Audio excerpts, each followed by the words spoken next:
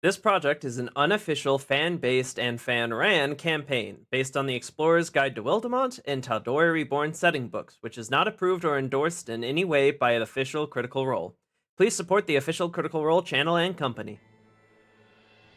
Exandria, a large and wonderful world filled with stories and legends of gods and heroes.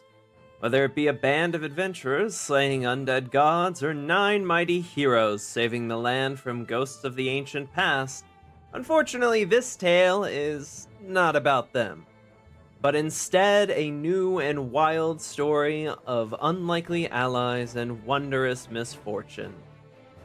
It begins on the continent of Wildemount in the age 840 PD, post-Deliverance, taking place approximately 4 years after the end of the War of Ash and Light, a war which took place between that of the Kryn dynasty and the Dwendalen Empire.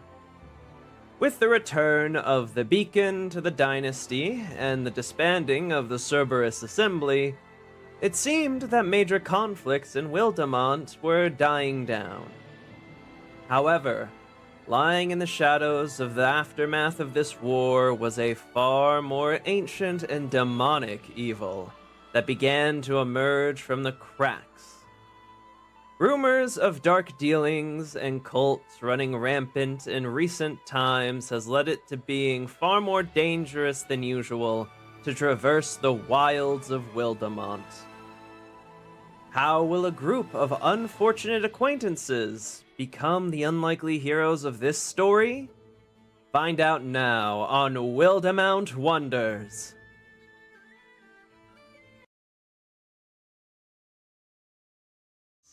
That's not green. Hello. Hello, No, everyone. tell him, Shiro, cut the intro.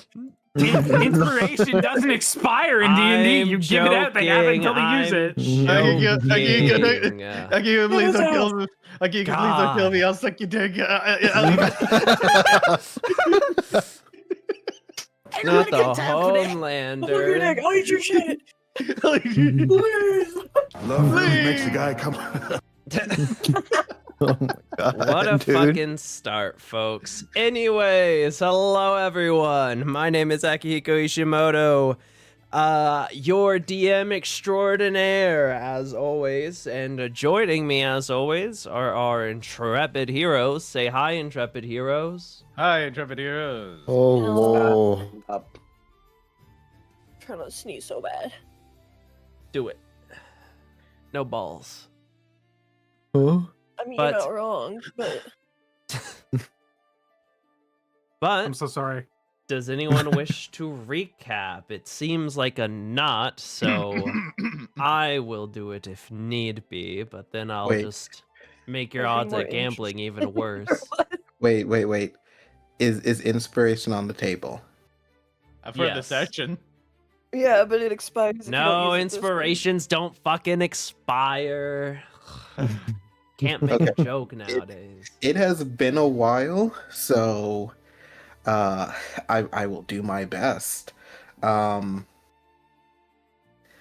last time that we got together, the biggest thing was, wow, it has been way too long. Same. Darren's friend was in the picture, and she, like, her existing terrorized everyone. Like, a majority of the campaign was dealing with her burning down what was it? A kebab stall. How could you forget JoJo's About Bizarre Kebab Stand. Joseph? Yeah, Joseph's Bizarre Kebabs. Bizarre Bobs. Bizarre Bobs. She accidentally burned it down. Viola and Fern ran, and someone, I think, Darren accidentally let slip that they're staying at an inn close by. So she went to the inn and found them, and once again, Viola and Fern dipped. And the bad luck even followed them as they tried to escape. Let's see, Zinfandel was somehow, like, able to kind of not quite negate all the bad luck, but he kind of took it in stride. It didn't seem to affect him as badly as everyone else. And poor Noel was left on like 1 HP after everything, and Jorik went to a fight experience. club and got beat the fuck up, and then came back to being tormented. yeah, that's right. Jorik and Zinfandel went to a fight club, and Jorik got his shit rocked. And We don't talk about Fight Club. We do not talk about Fight Club. and trying to recover, he was met with bad luck that basically almost brought him down to 0 HP. And he was just kind of suffering. Everyone decided to get ready to leave and start the journey. And yeah, they bid farewell to Darren's friend and To got all out of your the city. friends, really. Well, yeah, to everyone that we met there, and we all dipped. Fern did go to a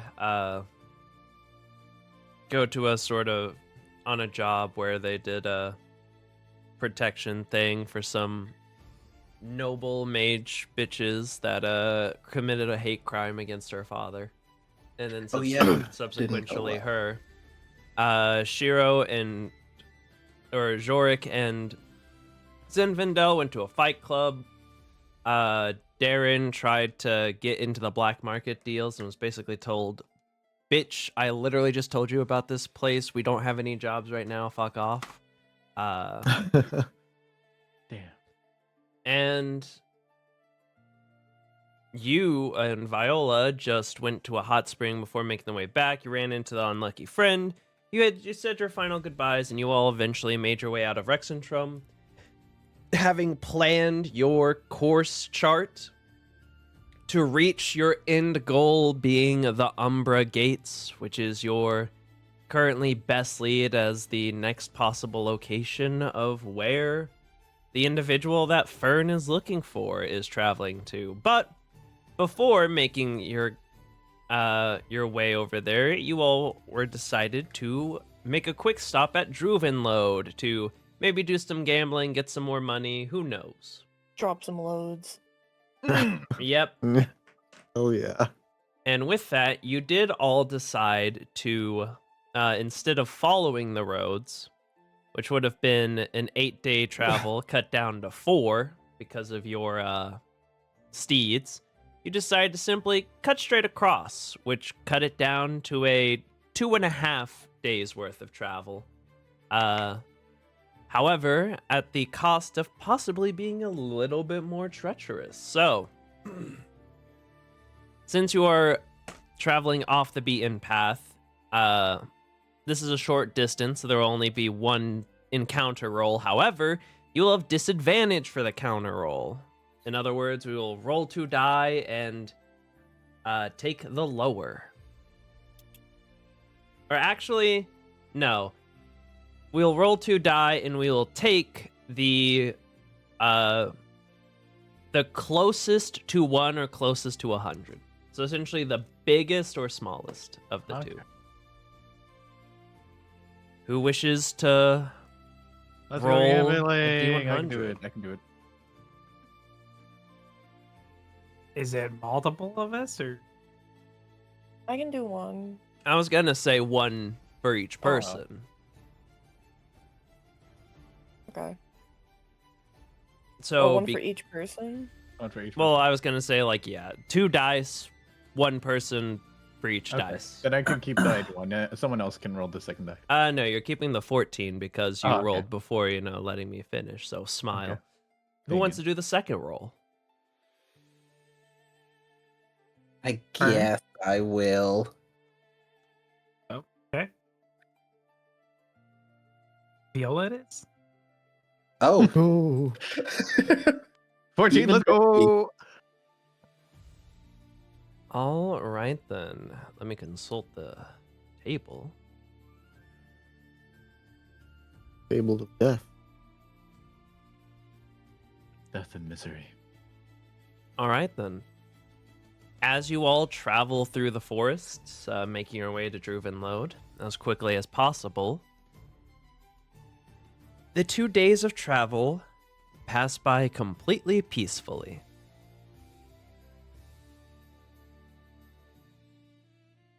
I don't trust it. Not a stir of animals or anything of the sort. Wait, but are there animals though?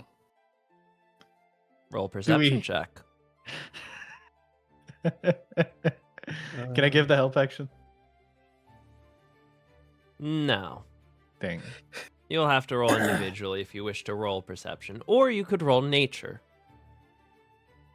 18. Help. 21. 21. Bird, let's go. Cool. Jorik or Zinfandel, either of you, or would you just be focusing on traveling? Well, one of us has got to drive at least one of the carts. There are 2 carts. Yeah. Yes, so. I'll probably pull this.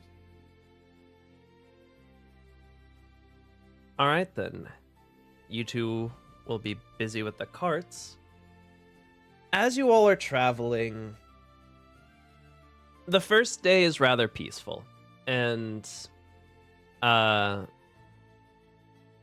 you travel through the sort of a bit more open plains, less forested area that lies between Rixentrum and Druvenlode, and it seems like a normal and average day. And you get to your first day done, you get to night, do your watches, and then you get up and get started on the second day. And the second day is also peaceful, but it's around that time that all 3 of you, Viola, Darren, and Fern, would notice that things do feel a little bit too quiet for a plains. You haven't really seen any other travelers. Granted, you're not on the main road, so it's probably going to be uncommon to see more people traveling in this direct route.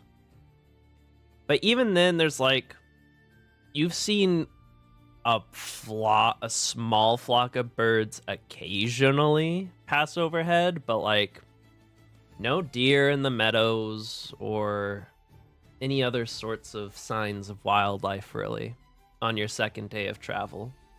Aaron is going to squint his eyes and look over at Viola.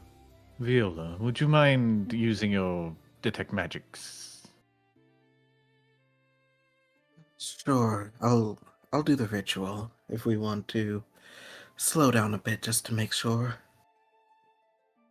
And yeah, gonna take 10 minutes to ritual cast detect magic. As you sort of ritual cast in the cart, eventually the ritual will finish and you will look around. No magic that's out of the ordinary. A couple of your comrades are glowing because they are naturally magical in some of their races and or items, but nothing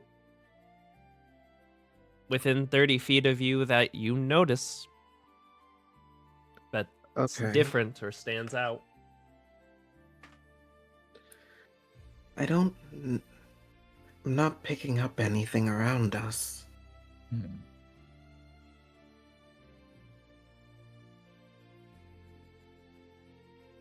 Feels quiet. Too quiet. I was gonna say, what is it again? Sorry, my brain's just a bit slow. Essentially, as you guys have been traveling, it has been very quiet through the plains, and but too quiet, as in you've barely seen any wildlife as well. Only occasionally flocks of birds overhead. Um, Not even insects chirping. Darren is going to Is look at. it- Go ahead. Also, I also forgot that if that's the case, my proficiency bonus is also doubled for my perception, so my score is higher. It already is, Okay. I believe. You have a No. +6 to it. I have a +8 to it. Oh yeah, I see +8 on the. thing. There's a modifier as well on the roll already. There's a +6 modifier +2, which is your proficiency.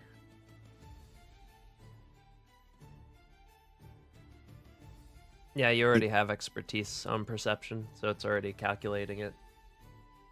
Okay, I know, but I just mean it also says okay, so I guess it just doesn't matter if I have expertise. Oh wait, is this from? It's from my natural explorer. You said planes. If we're in planes, then my proficiency bonus is doubled if I'm using a skill I'm proficient in for wisdom. Yeah. Huh? Oh, so it's Would be- +16. Is it? It would be So then plus. is it? No, So it would be it's- another I'm addition. gonna say it's just another additional of your.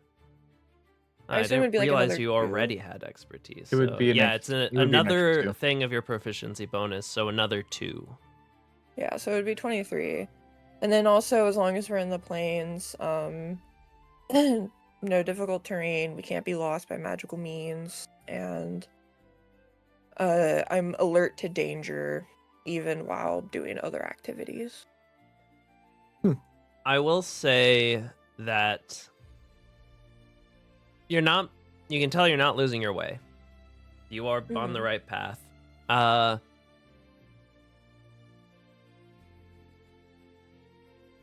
You do not feel from your natural proficiencies in exploration and sort of primeval senses as a ranger. You do not feel like you are in danger. Whatever this weird phenomenon is that is causing there to not be many animals, or at least not in danger yet. Okay. Hmm. She'll look to the others then, and I don't sense anything wrong per se, so at least for now we should be fine, even if it is strange. Maybe it's an animal or something? Something that wouldn't set off magic, but might mess with the ecosystem? Would be giant. Maybe you're right on something. Maybe a natural predator that is apex here.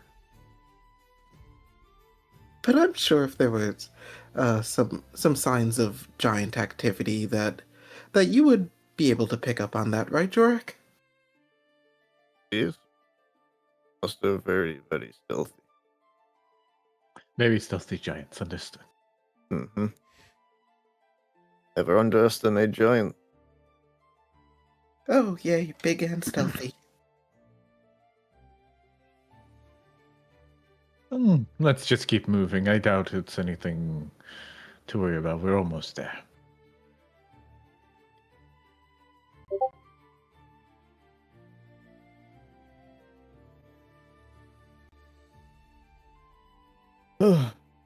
Yes, I agree.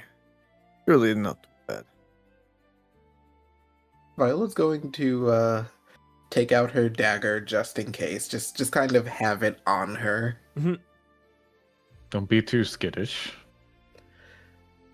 Well, no, but I've seen the plays. Things seem fine, and then all of a sudden, a tongue lashes out and pulls us in, so if I'm getting grabbed by a tongue, I'm stabbing. We'll just stay in the middle.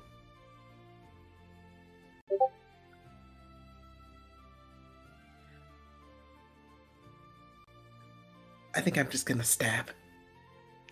All right.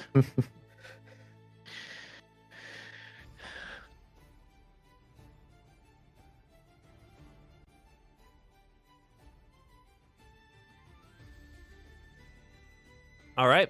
You all travel the second day, and everything's completely peaceful. Oh. Okay. Hmm. You all then do your night watches. Nothing seemingly out of the ordinary will happen, and you will awaken on your third day of travel, where you know you should be arriving at Druvenlode early, or about at the halfway mark of the day. At about noon. As we're walking, Darren does want to talk to Fern for a bit. She is just, she's like, I guess she would be sitting in the cart. We're in a cart, right? Yes, There's you have two. two carts, essentially. One Yeah, that's like she, the she would, new blacksmith one, and one that's the old, smaller cart. okay. that She'd you be at like guys the had. one that's, whichever one's probably more like in front, I guess, and she's sitting in it, she's just like drawing in her journal. Darren is just going to sort of like sit next to her and just sort of like say, "So, since we're going on a whole adventure to find this man, would you mind telling us a little bit about him?"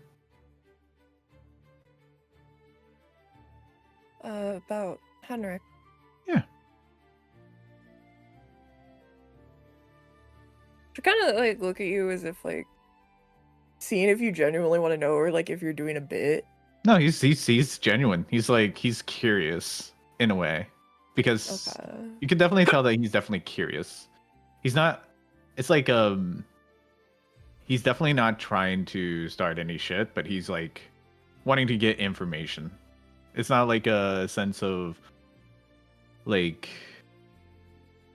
It's more of trying to get information. Okay. She'll sort of close her journal, and since if you're sitting next to her, you would see it looked like she was drawing actually like more sketches of him. And she'll sort of set it next to her, and I mean, do you want just things about him in general? Anything specific? Or More on the line of, why are you so interested in him? well, he's my mentor, and he's probably the most important person to me. Any reason why?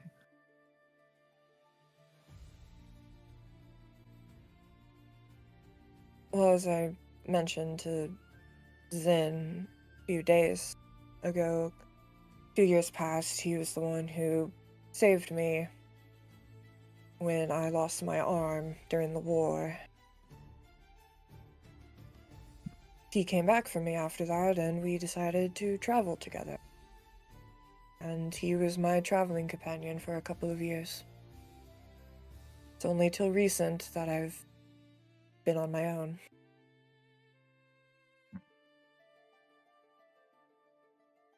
Huh.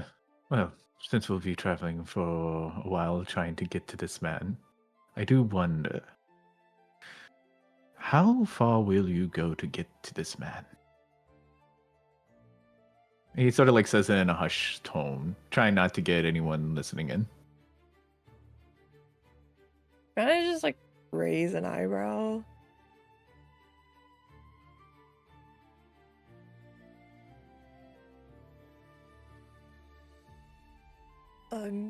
Sorry, how exactly do you mean? As in, What are you willing to do in order to at least accomplish this goal of yours? Such as, are you even willing to, I guess, kill to get to him? I mean, yes, I've technically already have.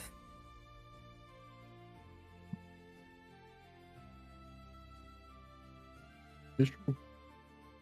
All right. Understandable. I'd say being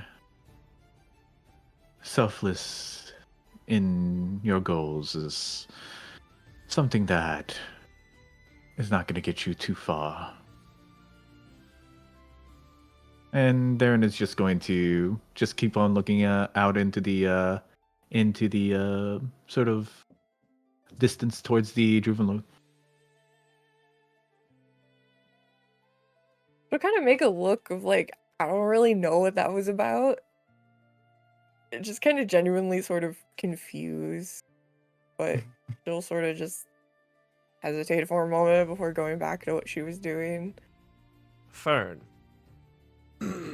Yes. It is as you sort of are recoiling from that weird exchange you had and trying to make sense of it, and you're sort of looking around, getting ready to go back to your book. You'll look out and you'll see you'll see like a small flock of birds flying across the sky, coming from like a small patch of trees that was off to the side of the plains that you're in, like some ways away. And you will watch as the trees begin to sort of shake and move. As you will see something slowly begin to emerge from them. Let's call it a history or a nature check with advantage. Yay. This won't be a hard check, truthfully.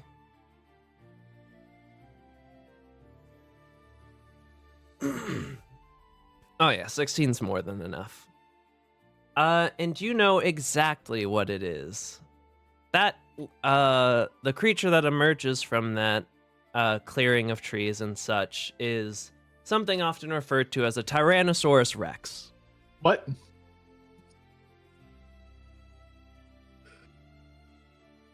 Pardon? Huh? You watch as this T-Rex sort of comes out of the forested area, sort of looking around, and as it does, you can see it seems to be chasing some giant elk. Sort of beginning to run into the plains. Sort of in your guys' direction. Mer kind of just instinctively sort of stands up in the cart as she's just blatantly staring at it, just sort of like appalled by what she's looking at, making it very obvious to everyone else. Darren looks over and just like, yeah, no, that's an apex predator. Oh. Can't be any worse than King Kong we fought earlier. Are we about to fight? Get big, Jork. Go fist for fist with it. I mean, okay, if you think that is a good idea. I mean, it has really tiny arms. You might have an advantage. It has a really big mouth, though. As it is running, Yeah, but so does Darren, and he's it's fine. Sort of slowly getting closer. It doesn't seem to be coming towards you guys intentionally, just chasing the elk, which is sort of running through the plains. You can feel the ground sort of shake with each stomp. Do I see the elk? Yes, it is a giant elk specifically. Okay. It's kind of like Okay, going at a well- diagonal towards you. Okay. So we're going to either have to move these carts, or I'm going to have to shoot down this elk so this thing can eat it. Or we save the elk and then we kill it. I could always use some bones for my swords. Is this rare creature? Oh, I don't think I've ever seen. As much as I appreciate the I'm trying to think of the word. God dang it! Fuck. Okay, never mind.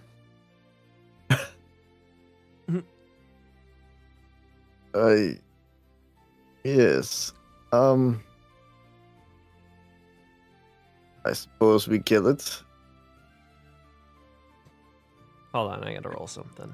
Is this a really wise decision, considering that it is huge? I don't know if that's the greatest option. As you all are talking, as the sort of Rex is inadvertently getting closer and the stomps are getting louder, the ox and horse that are pulling your carriages will notice it and will not keep their composure and begin sprinting at full speed as you sort of have to grab onto the carts as they begin running away. Another animal. I thought we had to like pull the other one. Okay, never mind. No. Yeah.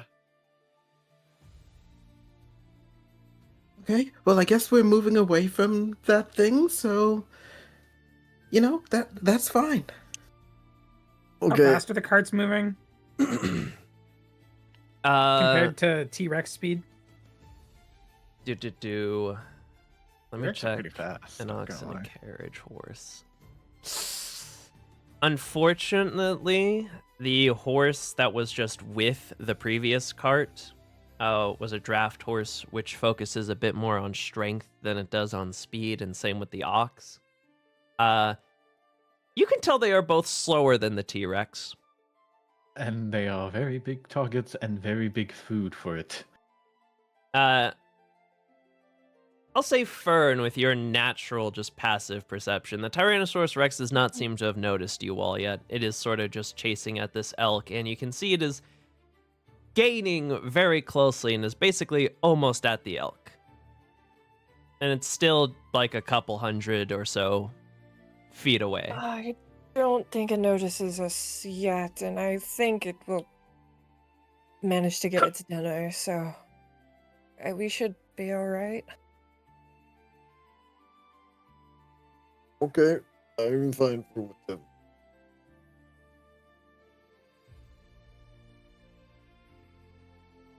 So are you just gonna continue on forward, let the horse and ox pull you forward, and just keep an eye on There's it to probably a make sure quest for doesn't- it.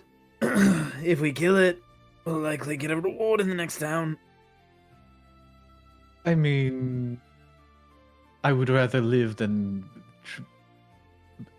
attempt to see if this thing is beatable by us standards.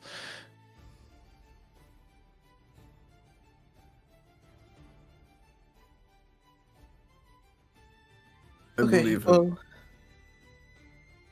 well, what about this?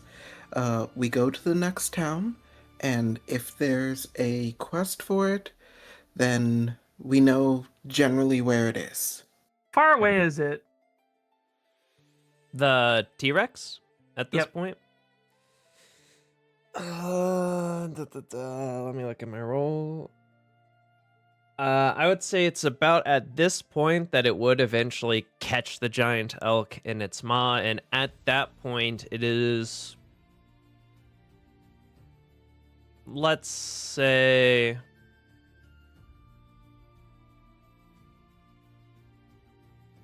$120 feet away. Well, our carts are continuously moving, correct? Yes. So you We don't will have be range 80 attacks, feet we can away again. Sling spells by- at it as we're running and weaken it before it gets to us. I think it's doable. Yeah, but then we may lead it into town, and You the do more see that I it has look at stopped at this point to eat the elk after just biting it and killing it in a single bite. Yeah, I mean, you know what? You know what? Maybe it's just hungry, you know? We all have to eat, and we can eat at the next town. Yes.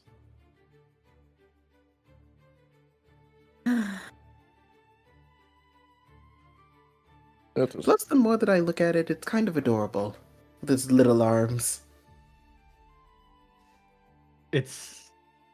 Hmm. As Second it it tears turns its apart attention this towards giant us, I'll elk. fucking start throwing spells at it, but I'll wait.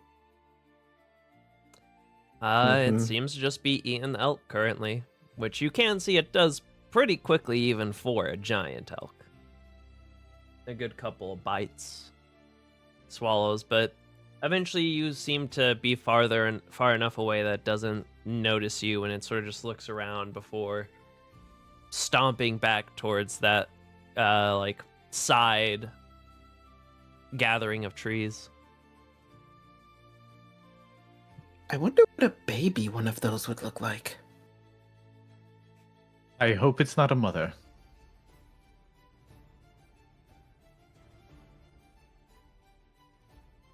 That is fair point. All right then. Quite surprised two cards not hiding or stealth that we're not seen by T-Rex, but alright. I mean, you know, always a bigger fish and bigger food.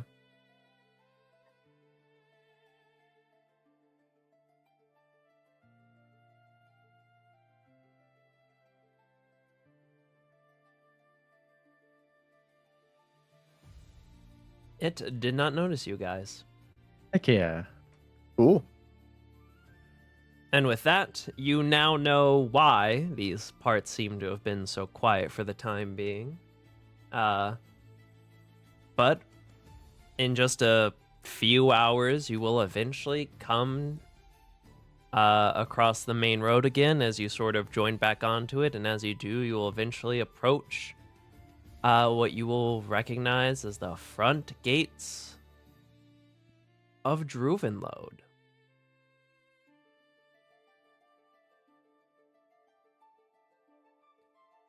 As you sort of enter this like half or this like hill hidden city, the guards will stop you and check your identification as always as you enter in.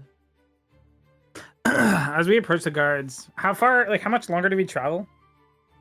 It was probably like 2 or 3 hours. Is there perhaps a quest to kill a large Tyrannosaurus Rex creature? The Tyrannosaurus Rex? No, not that I can remember.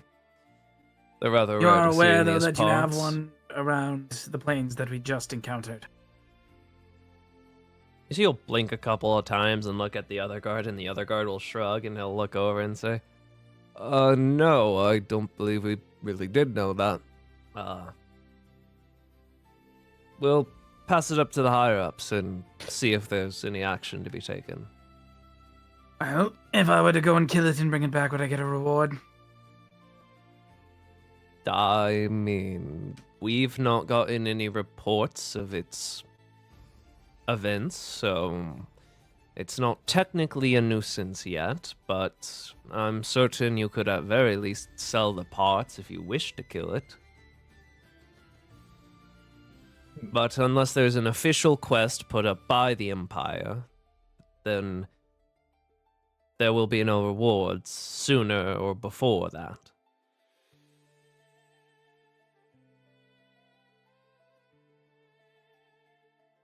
Noted.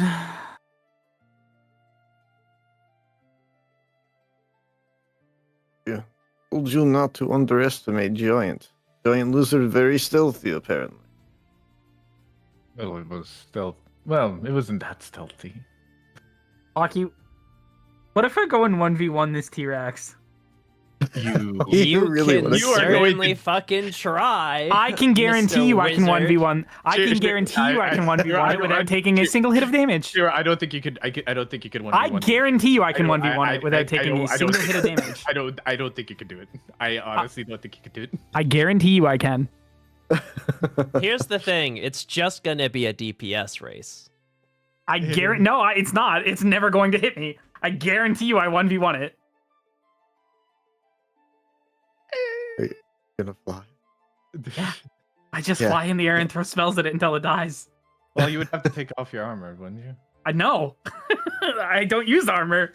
Oh, He uses right. mage armor. That's true, that's true. It literally can't hit me if I just fly above it. I mean, you're right about that. Mm-hmm. But won't it just run away?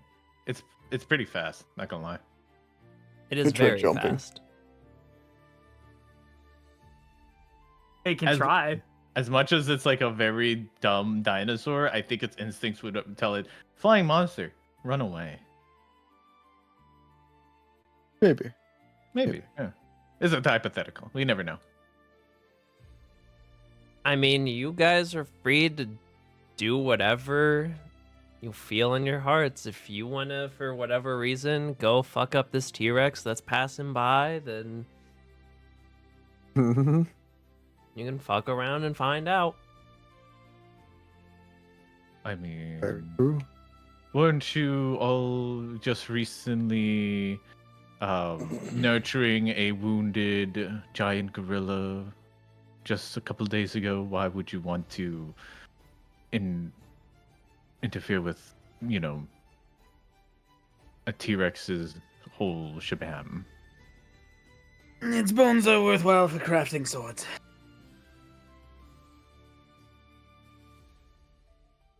Those fair points. If there's money to gain.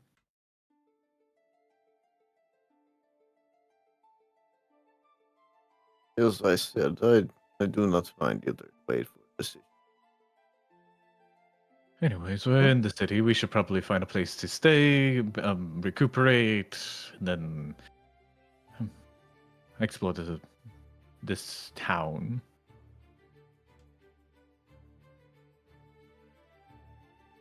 Yes. All right then.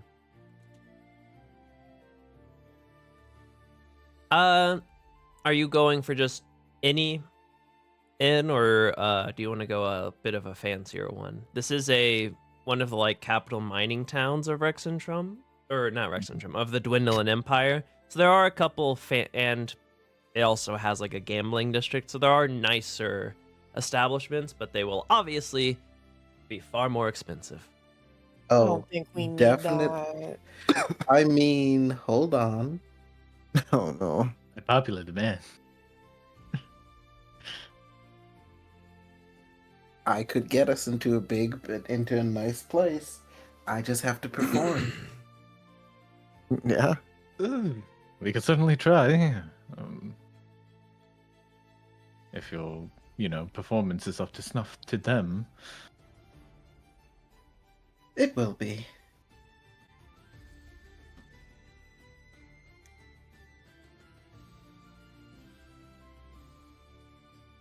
So yeah, I'm going to look for a really nice place and see if I can offer my dancing for free room and board. All right then. You will sort of. Are you going for the nicest place, or there's not a ton of places here, but there's I would say there's a normal one, a fancier one, and then one that seems like it's sort of like for nobility or empire use mainly. That sort of You know has what? Go with- extra plated guards at the front gates. Go big or go home. We'll start with the noble one. If that doesn't work out, we'll make our way down. All right, then you will approach the gates, and immediately one of the knights, unlike the other guardsmen that usually have chain or leather, this knight you can see is decked out in full Dwindling empirical plate mail, and he will sort of hold out a hand. Sorry, do you have identification again here? Well, You may have heard of me. I am known as the Moon Maiden, a performer of sorts. And I'm willing to offer my services free of charge on the chance that me and my companions have a place to stay the night. Roll a persuasion check. Okay.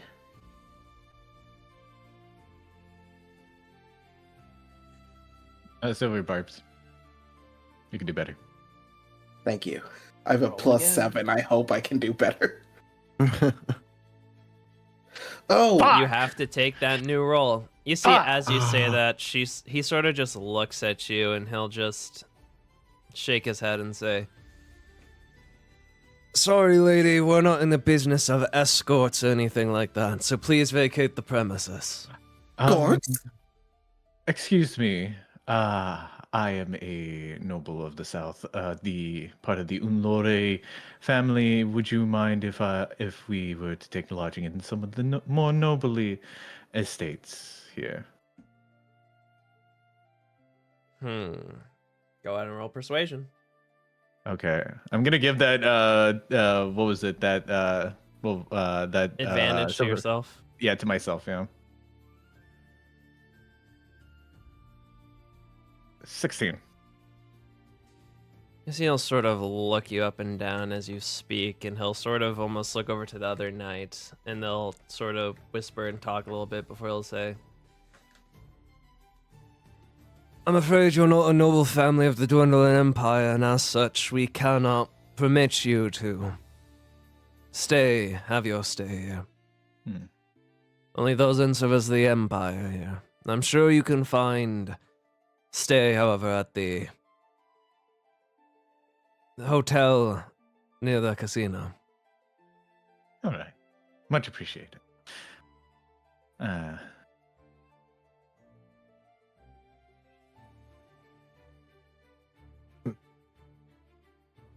Interesting. All right. When do it make sense? So fancy. Do you just go to the fancier inn by the casino? And I will sort of like tap Viola on the shoulder. Best not to cause any ruckus, even if they insulted you. Yeah, escorts. I'll escort him to a grave. I know. Come on. All right, then. You all will arrive at the other inn, which has guards in front of it, but they don't sort of stop and ID you. They just sort of let you in, and as you walk in, you see a woman will sort of turn around at the counter and say, "Hello there, welcome. What exactly can I get for you all?" Viola kind of like as she's first walking in, she's like obviously still like angry about being confused for an escort. But then like as she walks in, it's just like customer service smile and hey, me and my companions are looking for rooms for the night, and you know, I'm a performer, a dancer, and you know, if there's any availabilities for either free room or a discount, I'd be more than happy to discuss it with you.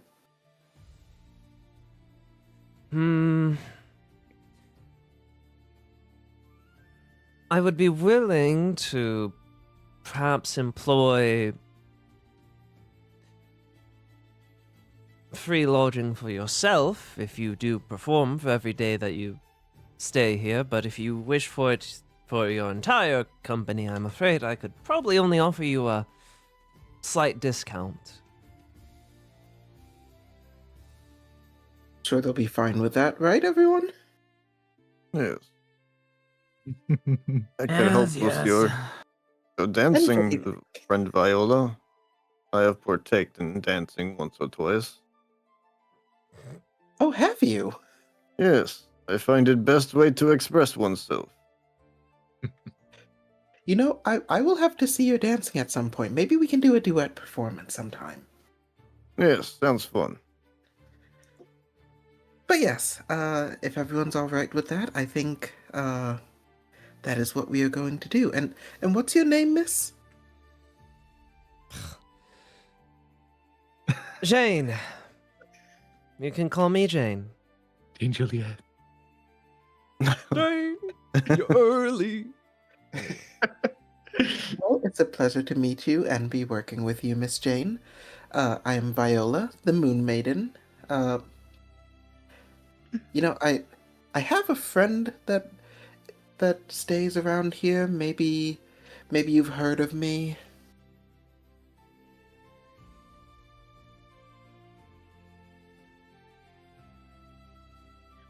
Or maybe you've heard of him, Trevor.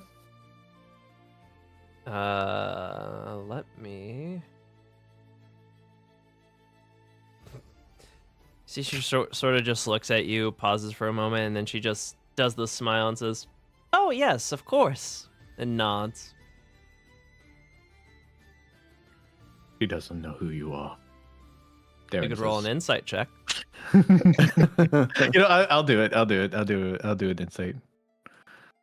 She has no idea who the fuck either of those are. She has no idea who you are. Okay, I would like to do an insight. 17. She has no idea who you are. Okay, so she knows Trevor, but not me. She does not know who Trevor is either. Okay.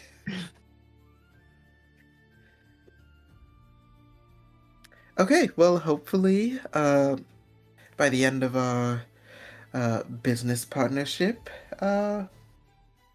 you will have known my work. If you do well enough, I'm sure I will remember it. In any case, will it be all 5 of you staying here, then? Would you like a group room or individual? Or duos? How much for the group rooms? To accommodate one of your size, probably around 12 gold, but I could give you a discount and have it only be 10. And for the double rooms? For the double rooms, it would be 5 gold per room.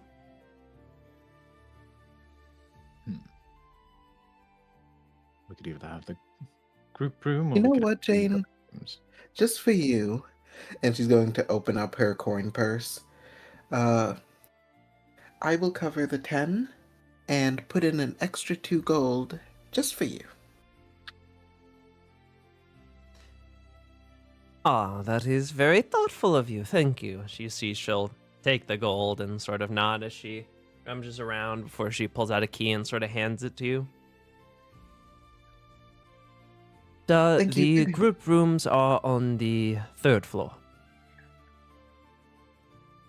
Much appreciated. We'll go get settled in, may come down for some food.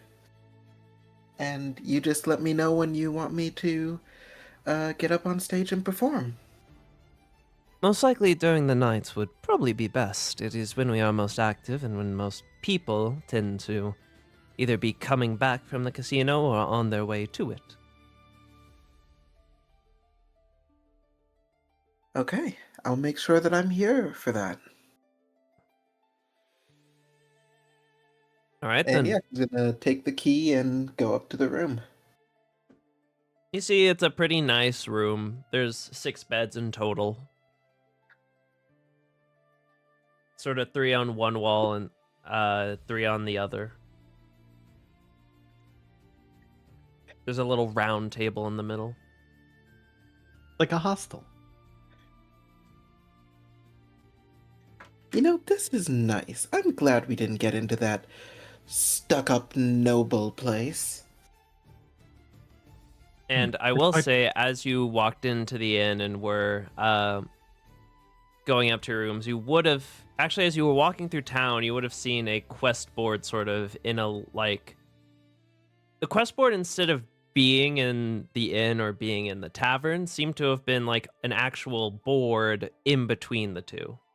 As you know, there is also a bar next to this inn. You're quite vindictive, Viola. Oh no, not at all. Sure.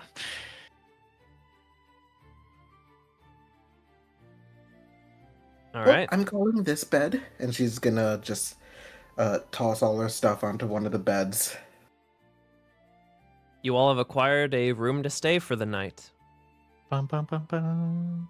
You do still have pretty much the latter half of the day ahead of you. What are you all doing?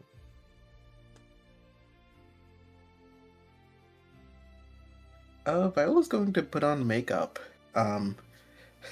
I imagine that she wasn't really able too much on the road because it's bumpy and all that. So now that she's on stable ground, she's like taking advantage of that. I'm going to work on smithing things and try to make some money with my cart. All right, then. Are you just gonna smith some things, or are you gonna try and get like commissions from people?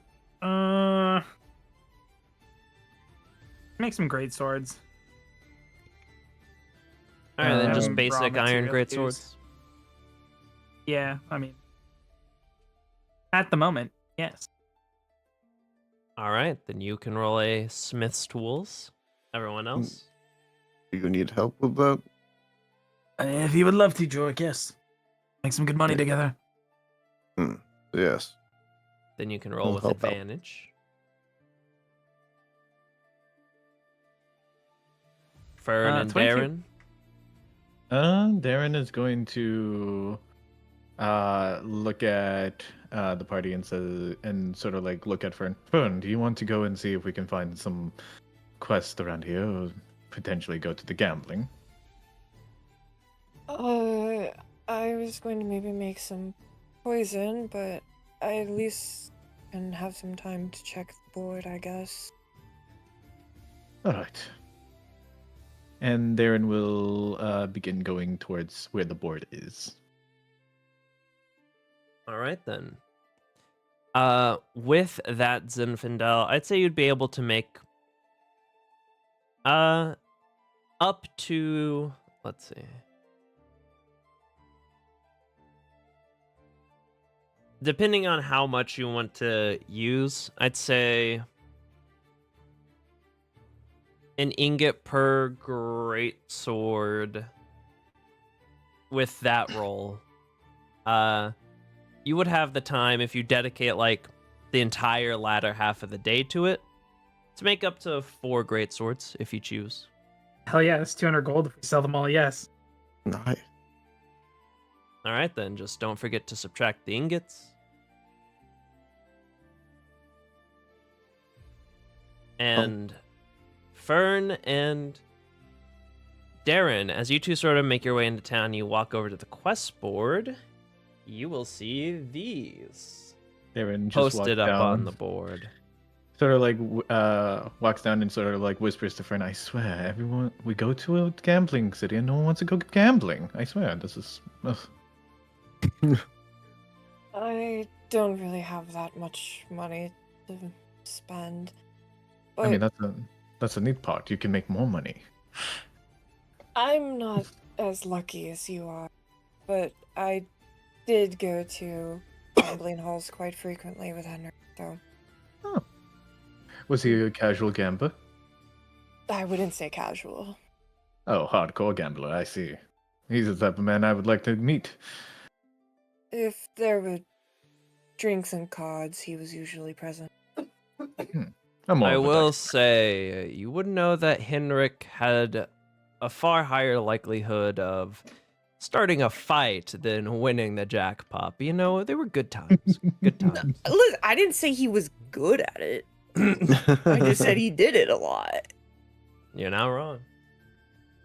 Darren will But lead the if party you... I have posted all the quests that you will find on the board. Is there any markings from the Thieves Guild, Akiko? Are you asking about Thieves' Cant? Yes. You would notice Thieves' Cant. Okay. Specifically, on the very first one that you see.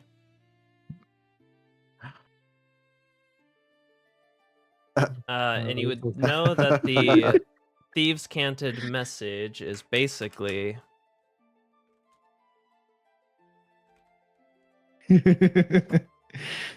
Crazy. The harem one. All right, let's see. Let's see this. Man, I wonder who it is.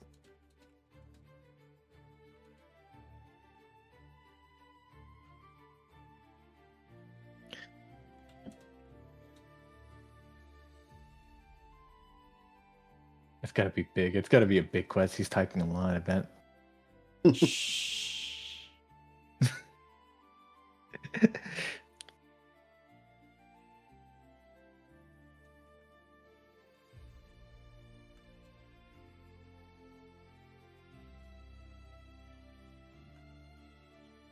Oh, okay. Private chat.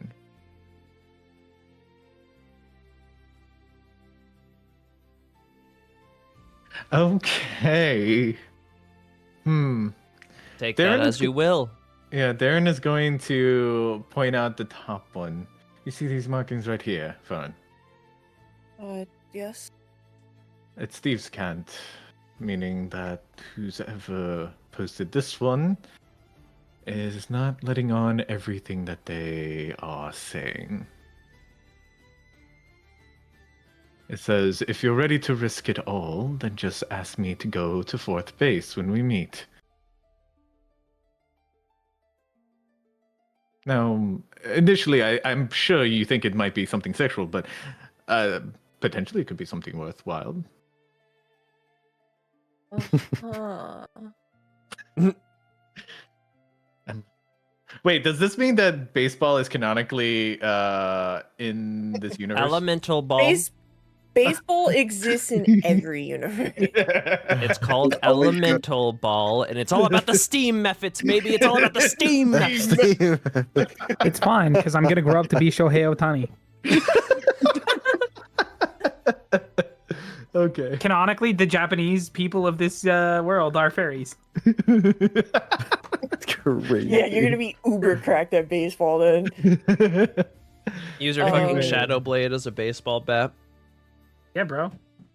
Anyways, As Fern go kind ahead. of looks them over, she'll kind of look to you and I don't mind doing something, but remember, I don't know how much time he travels fast, so I don't want to linger too much in the Oh. cities. we could probably figure out what they want today and see how long that will be. And the rest of the quests, let me see. Can you go back to the map, Aki? Yes, sure. Bangers.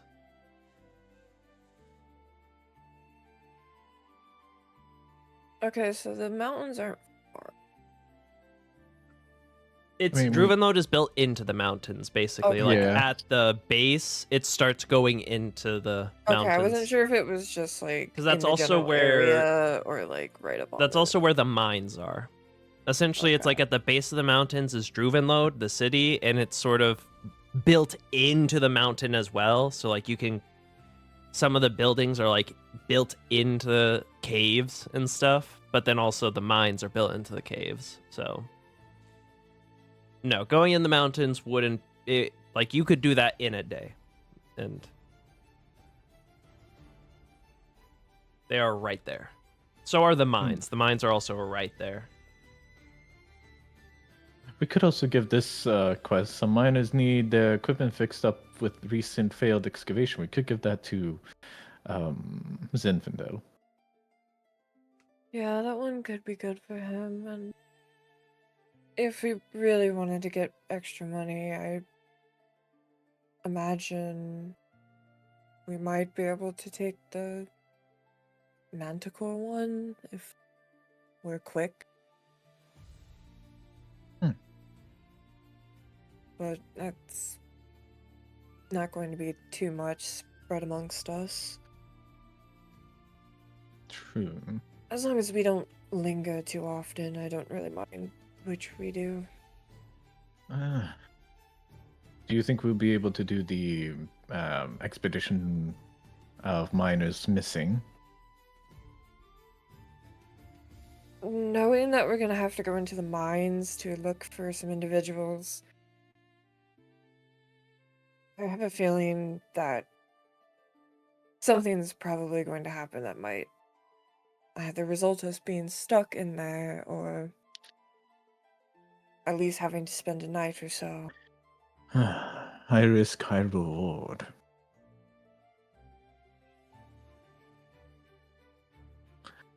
We should probably think this over and show it to the rest of the party.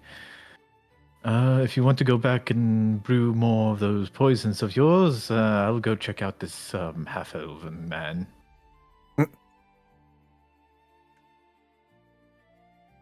Alright, yeah, you go have fun with it. I am sure it's nothing sexual. 50-50. Glad you had to clarify.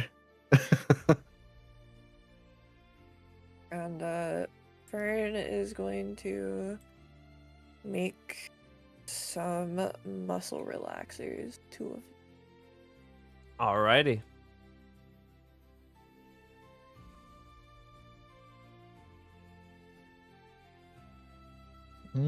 Darren will go find this half-elven man in the first quest. Alrighty then, I'm gonna swap it back over to Druvenload.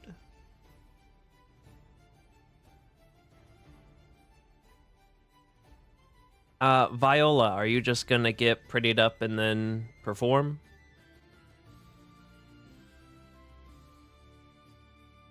Or do you have any? Oh, they're gone. They're dead.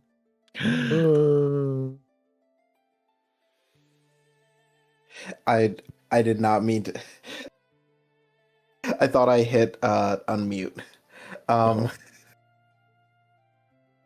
yeah, Viola's probably going to like finish up her makeup and like go walk around the town a bit, you know. Jane said that she won't really be needed until evening, so yeah, she doesn't really want to just like stay in the room and wait. Alright then, walking around town. Zinfandel, I'd say by the time you and Jorik work together and you finish those 4 greatswords, it would basically be hitting into nighttime. So we'll get to you after. I'd say the same would be for you, Fern, once you finish up with your poisons. So first, Viola, roll D100 for me Okay. as you wander the town.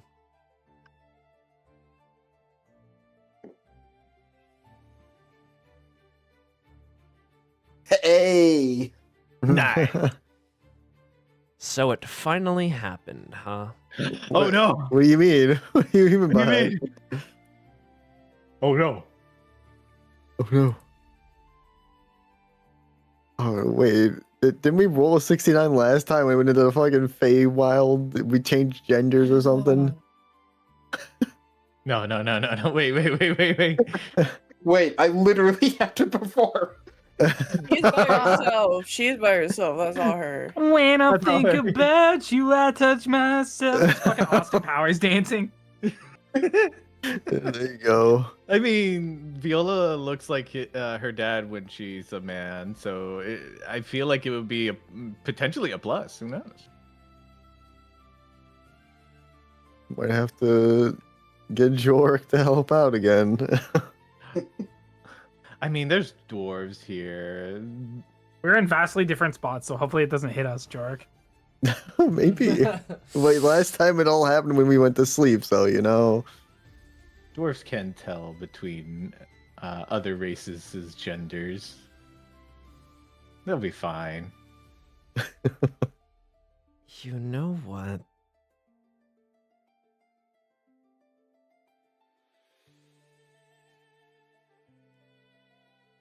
All right. As you are walking around, you'd sort of just be walking around the town, just admiring things, checking out the different buildings, sort of walking around the gambling district and such. And as you're walking, roll me let's call it a dexterity save. Oh God. Good luck. Okay. 30. Oh boy. No. You see, as you're walking, you're sort of looking at the weird fancy buildings in this gambling district. Gambling's decently common in the Menagerie Coast, but it's a lot more like... It's a lot more rural, I guess is the best way to... It's like, the Menagerie Coast is a land of pirates and salesmen or pirates and sailors and stuff like that. So it's a lot of like just blackjack openly in a tavern, or well, the Dwindling Empire here, it's a lot more like organized, a lot more not official, what's the word I'm looking for? Like business orientated, I guess you could say. Whereas it's a lot more casual and sort of common in the Menagerie Coast. And as you're sort of looking over the casino as you're walking by, you will bump into someone, and as you do, you will sort of fall back as you bump into this individual before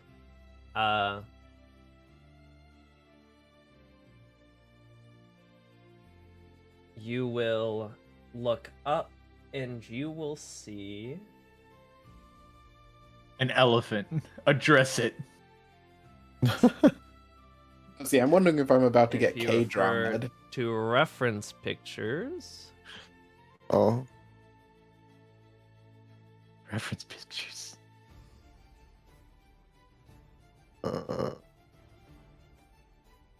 You will see something you do not see every day in the Dwindling Empire. Ooh. Oh, another tiefling. And you see as you bump into him and sort of fall backwards, he will sort of look down at you and he will bend over and offer a hand and he will say, "Oh my, I am so sorry about that. I did not see you there. I suppose we both weren't paying attention to where we were going." Oh, yeah, sorry, it's my fault. I'm not really from here, so I got a bit distracted. "Oh, I can tell. You seem like you're from the heavens themselves with that look." And he'll sort of help you up.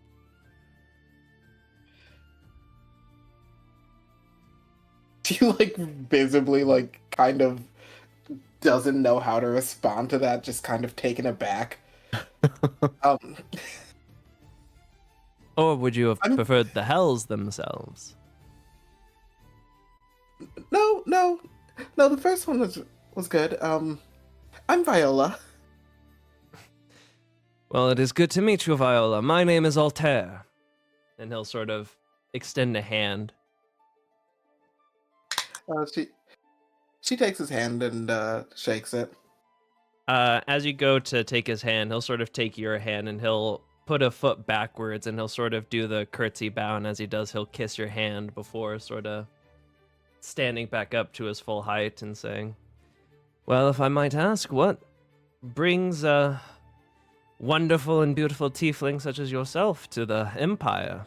We're not exactly common around here. For better or worse."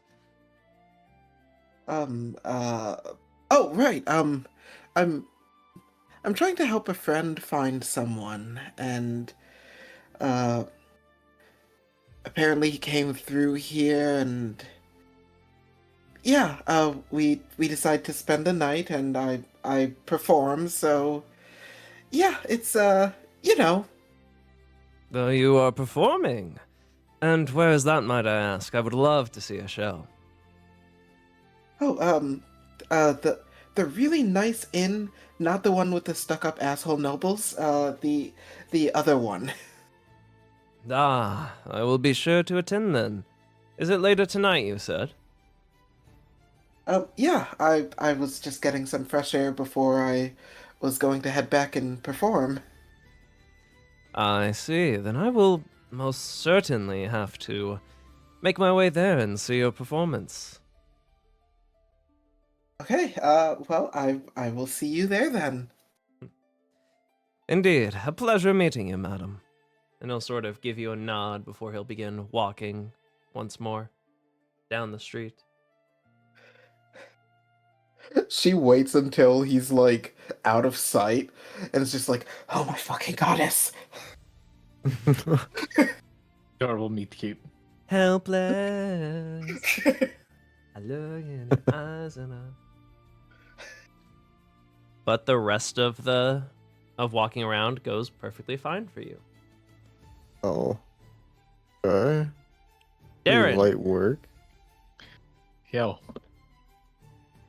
you go to meet this elf at the location that is described there, and you see you walk over to what seems to be like a smaller house, and you sort of walk behind, and as you go there, you do see marked on the house, thieves can't, well, to others, people would just look like scratch and wear and tear, or symbols that sort of give you directions on where to go, and you'll eventually sort of find yourself in a little back alley behind the house.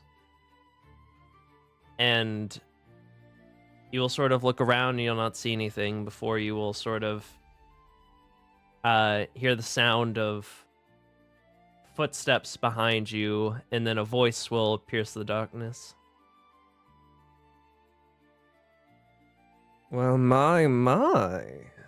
I didn't expect someone to take up my offer so quickly, or to find their way around here. Well, I was hoping in getting to 4th base. If you refer to reference pictures. Let's go. You see, as you mentioned, getting to 4th base, his eyes will widen and he'll sort of blush a little bit and he'll look around. My, you're rather forward now, aren't you? Well then, if you're truly ready to risk it all, then come here with me, won't you? And you see he'll sort of slide his hand across the wall, and as he does, it'll push into a brick as you see the wall will sort of open into a small little opening. All right. Darren will follow. He'll sort of walk in and he'll push another brick as the wall closes before you sort of take a few steps down before you get into basically what is like a cellar that seems to have been changed into like a round table room. And he will sort of walk forward to one of the chairs and spin it around and sit on it and lean on it before looking at you. So then tell me, are you truly ready to risk it all? And if you aren't, can you keep your mouth shut? Oh, I am truly ready to risk it all. And I do know how to keep my mouth shut in case. I see.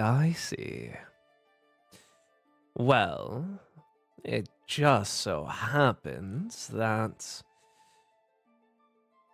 some people have been making some plans and are a bit fed up with the Empire's current monopoly with their casinos in this mining town. We believe that gold should be distributed much more evenly amongst the people. Don't you agree? Especially those of us not as fit for the Empire's tastes. He'll sort of say, brushing some of his hair behind to reveal his half-elven ears.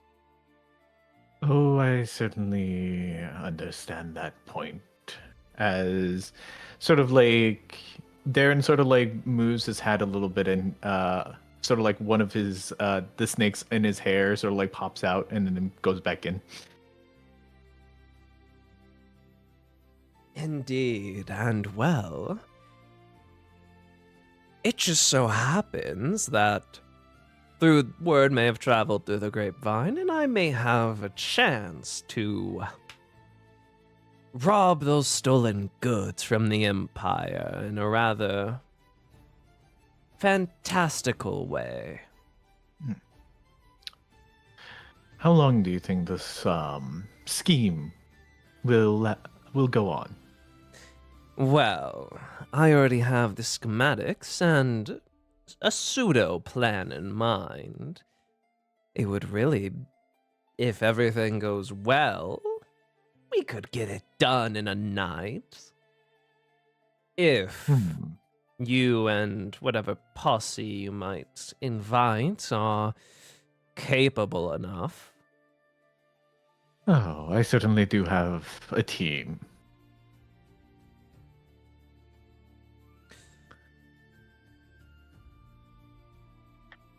Well, I wouldn't want to go over all the details without knowing full well your team is in on the plan. But as you said, you can keep your mouth shut, and if you can't, then we have ways of finding our brethren and making them pay the price, as I'm sure you're well aware. Oh, well aware. And if you do see Jill one of these days, let her know I'm still offering a night with her of drinks. Oh, I wish you luck working with that small she-devil. Of course. Well, I should probably get back to my group, and I'll return if they're on board. You know where to find me, Snake Man. Of course. And Darren will begin to leave. He'll sort of just wave with his wrist at you as you leave. All right. With that, eventually all of you will return to the tavern. Those of you who are traveling on the town and those of you who were working on things would finish up your work as the sun begins to set and the night begins to start. I have a As you question. Yes. There is a mountain near this place, right? Like we're built in a mountain range. Yep. Do they have hot springs? Let me check something.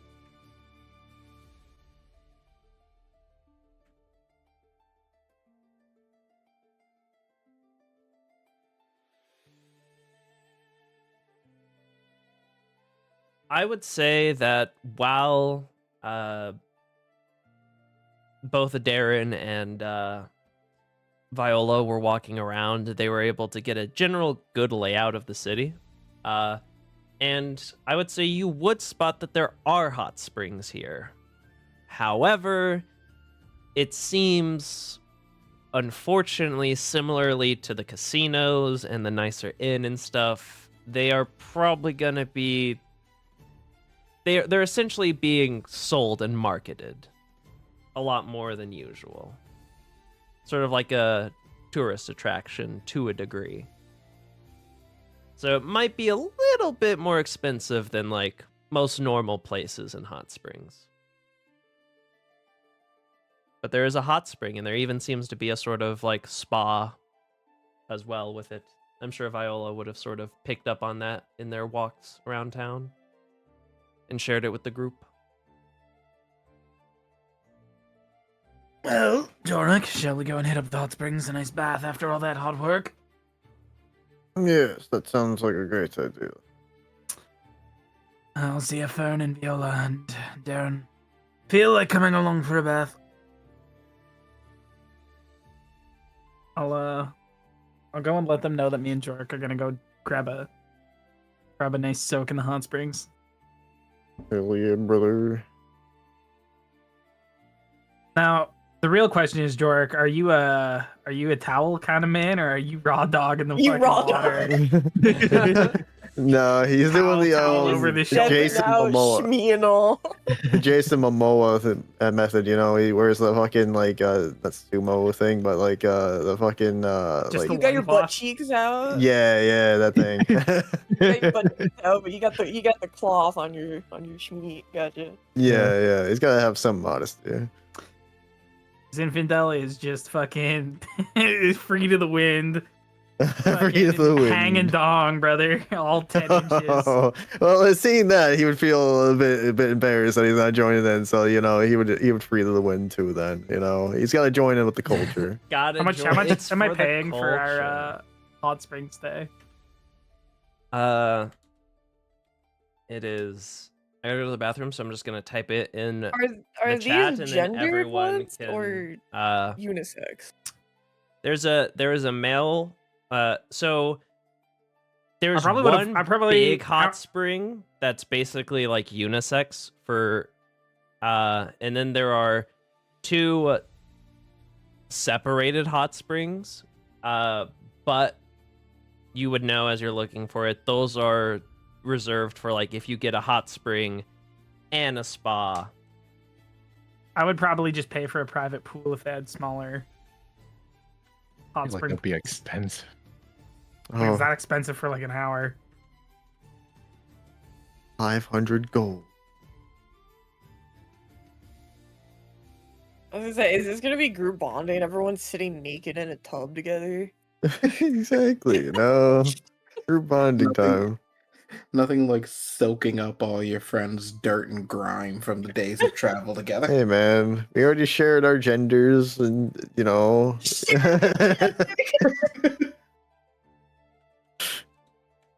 There you go. I'm gonna go to the bathroom. Whoever's going to the hot springs can subtract as much gold as needed. Yeah.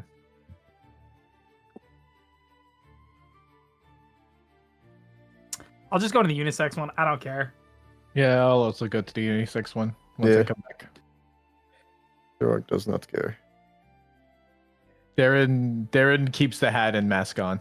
They say that it's unisex, but it's all just a bunch of dudes trying to see some tits and badge. And then it's just all a bunch of dudes looking at each other's dongs. It's just we're looking at each other. This is It is unisex. There is one sex here. It's all men. Fern and Viola walk in and it's a total sausage fest. Just immediately Bro, walk. the worst part with Darren there is there be 50 men and there be 51 dicks. True. Figure that one out. No, yeah. Everyone glances down and is like, I would like if we knew less about each other, Darren. All right, I'm Maybe back. we don't need to know each other that well. Look, What do Who we all's proceed? going and who all's getting what treatment? Go unisex. You're right, I think we're all Alright. just going unisex. Maybe Viola hasn't answered. Viola's going, but she already put on like face makeup, so she's just like she's gonna like be that person that's like just kind Just- of like Just has like your legs in it, yeah, or like just your lower body and not your upper body. yeah, and just like a towel. So everyone's just going unisex. No one's going for the Exandria treatment or spa. nah, too much. Yeah. All right, then. That's 2 gold from everyone. You all travel to the hot 2 gold. springs, and it's a weekday by technicality. So the hot springs not like. Oh, but it would be getting to nighttime, and nighttime's when this place gets active. So I'll roll to see how active it is. It's not empty, but it's also not full. It's like there's a few other people in the large unisex hot spring. Also, Fern is not naked. No, that's Zinfidel's just hanging dong, so he's probably gonna get a couple looks. Considering Zinfandel for and Jorik are naked. Yeah. Darren has a towel around. No, his, it just around- has, yeah. for a Fern, 5'7" also a towel. man, Zinfandel's got a fucking extraordinarily long. It's that schlong, fairy so- magic.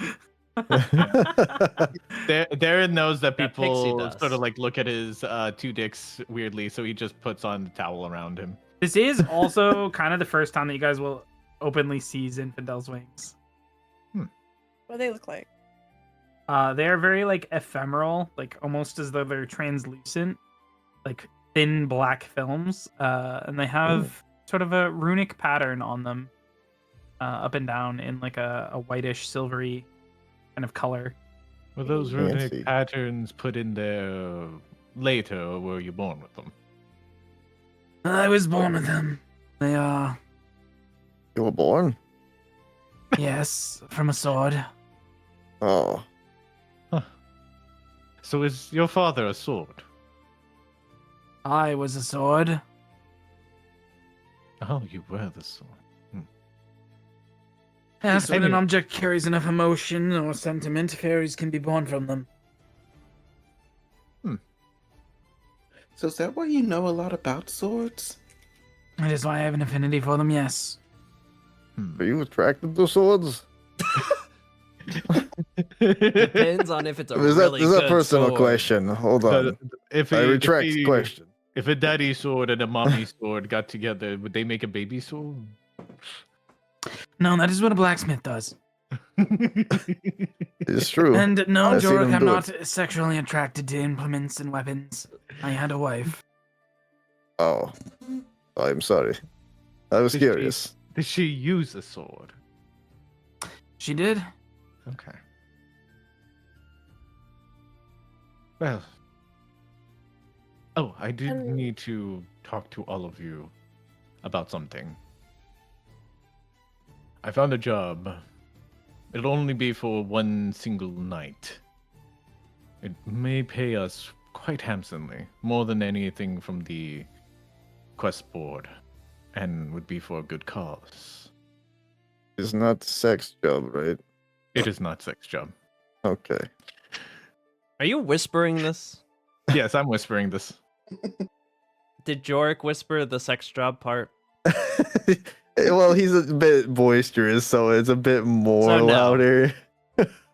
Yeah, so you just say sex job, and it's just like. And You do see there's like two human women that are like a couple of feet away that were gossiping, and then hear that, and they both sort of just turn over and look at your group.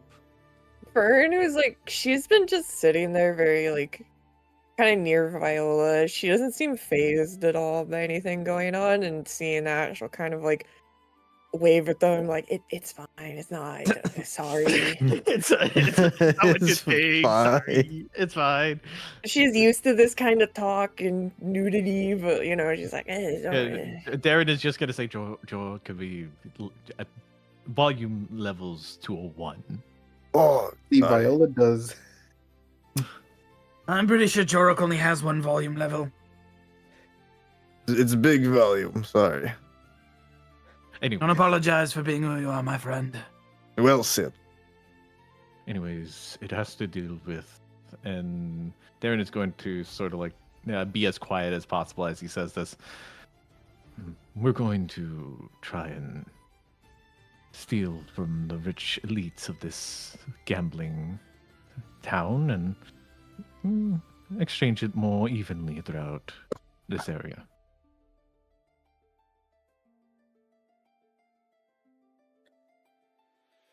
So, stealing from the rich and giving to the poor? In a way, yes. Frankly, I'm not interested. I don't believe you. You can believe anything you want. This isn't my plan. If it was for me, I would have stolen everything. So that's It's not your plan. It's not my plan, it's someone else's plan. It's the person who is potentially hiring us.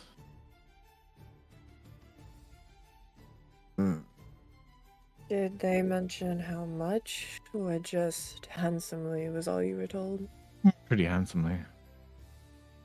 That could mean a lot of things. It's up to you. If you all don't want to do this, then that's all fine with me. Just make sure not to say anything else about this afterwards.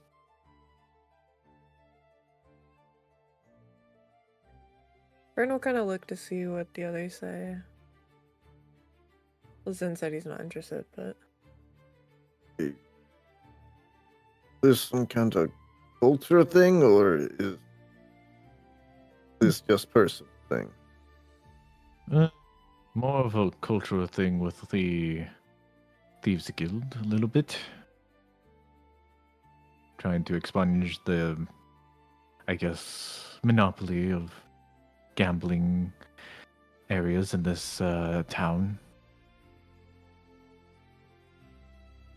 I feel like if we are going to do this, it should probably be what we do before we leave, because if things go bad, I'd rather not have to look over my shoulders all the time. That's was what I was thinking as well.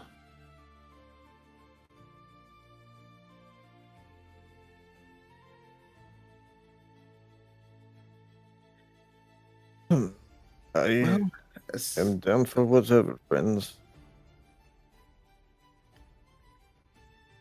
I trust you all. assuming-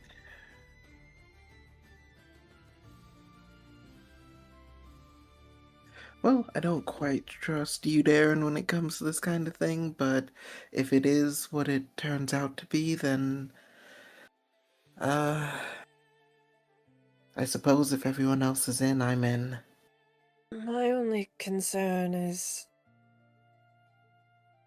it's rather vague, and I don't know if I really want to risk potential prison time if we don't even know if this is a trustworthy individual, for one. Mhm. All There's right, not that much, seems. you know. It seems like the consensus is to just continue on forward. I understand. If I had more time, I mean, I think the premise is great, but Yeah, oh well.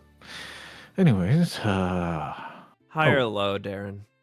oh, high or low? Ooh. High. Viola, high or low? Hi? All right then. I need you to roll me a perception check. Whoa. Oh, God damn it. Do I With roll a advantage. perception check or no? No. Okay. Wait, you said I can roll with advantage? Yeah, so just roll flat again. Okay. With a 20, as the conversation is sort of finishing up, you'll hear the door to the hot spring will sort of open, and as you look, just naturally look over out of curiosity, you will see a tall, familiar tiefling man walk in, Ooh. wearing only a towel, and as he does, you can see that he has like a few scars on his arms and some like glyphs on his pecs. Well, And he has his hair tied back into like a bun, a messy bun. Like anyone that's like looking at Viola just like sees her turn towards the door and just like stiffen and just like her cheeks get like a bit darker with like blush. I guess Darren could Darren notice, I guess? Or would I need to roll insight? Or do you just like allow? Let's say everyone roll an insight who would want to try and take notice. Okay. 18.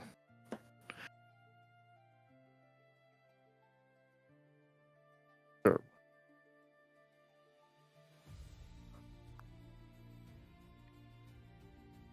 And I'm assuming Zinmandel's just chilling. Yep. Jorik, you would notice Viola like tense up, but you wouldn't really know why. You don't see the tiefling man, but both Darren and Fern, you could see her tense up and blush, and you sort of follow her eyesight, and you will land on this tiefling man. Water too cold for you, friend? Darren will see the tall tiefling man, see Viola blushing, put two and two together, Sort of like raises his hand. Excuse me, tall, red, and handsome. Darn, I swear to God. You see, he'll sort of pause as he's walking. He'll turn over and he'll sort of look at you with like a raised eyebrow confusedly, but then he'll look over at Viola and smile as he'll just walk over and sort of dip into the water as he'll sort of walk in front of you all as you're sort of like on the side of the hot spring, sort of leaning against it. And he'll say, "Well, hello there. I do not anticipate to see you so soon again, and I'm assuming these are your companions." Yes, yeah, I didn't know that there was a springs here until I went back to the inn. Yeah, this is Fern, Jorek, Zinfandel, and Darren. Darren is just going to say, "Oh, how did you two meet?" Well, firstly, it is a pleasure to meet you all, and he'll sort of extend a hand to each one of you. Darren takes a hand and sort of like shakes it. I'll do the same. It's good to meet you, new friend. I am Jorik. I'm sure they said that already, but you know. Of course, self-introductions are more than fine. He'll offer his hand to Fern. She'll shake. He'll do again the fancy sort of take your hand and politely shake it, but he won't kiss it. And then he'll offer his hand to Zinfandel. It's kind of like weird etiquette to be trying to like touch people in a bath, but he'll reluctantly kind of shake his hand. Oh. And he'll sort of know. just shake your hand, and then he'll sort of turn to look at you all, look back at you, Darren, as you asked how they met, and he was like, "Oh, we simply bumped into each other by happenstance, but I am rather glad we both weren't paying attention to where we were going." Oh, such an adorable meet cute. Yeah, he was going to stop by the inn to see the performance tonight. That's that's why I'm not fully submerged in the water. Honestly, you should come and watch. She comes from a long line of excellent entertainers. No, I already had every intention to.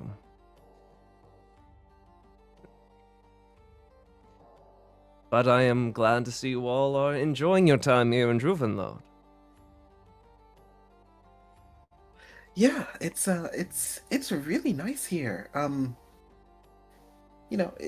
Except for that noble place. Besides that, That is most places in the Empire, unfortunately. The noble houses could learn a thing or two from the other lands, but he'll sort of look at the rest of the party around Viola and say, "I don't want to intrude upon your group's relaxation, so I suppose I shall see myself out." No, hold And- on. I feel like just recently knowing each other, you're fine to stay here as long as you like. You just came in. I mean, only if it is fine with the rest of your party. I would not wish to self-invite myself. You can just purchase something from my stall and we'll be even.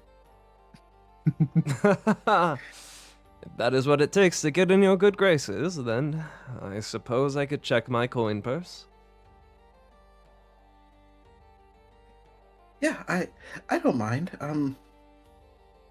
I do need to have a quick word with Darren over here. Of course. He'll sort of like sit down next to where you were sitting, Viola, so sort of also next to Fern. Also, again, I think I might have missed it. What was his name again? Altair. Altair. Okay. I'll type it out in the chat as well. Yeah. I will go over to where Viola wants to talk to me. Uh, she's going to kind of like look back and make sure that Altair isn't looking, and then she's going to dump Darren's head under the water. I am going to subtle spell. Mm-hmm. Yeah. What are you spelling? I am going to subtle spell Vortex Warp and teleport Viola right beside Altair. So if since you're not, I believe they will need to make a Constitution saving throw. On save, okay. Con save. Come on. Ah, damn it. You can feel some magics try and attempt to sort of move you, but you will sort of shake them off as you're holding Darren's head underwater. I'll do it again. I swear. She finally, she lets him back up. What's that for? Remember, I didn't have to let you back up. And she's going to, like, point at him as she says and, like, start backing away.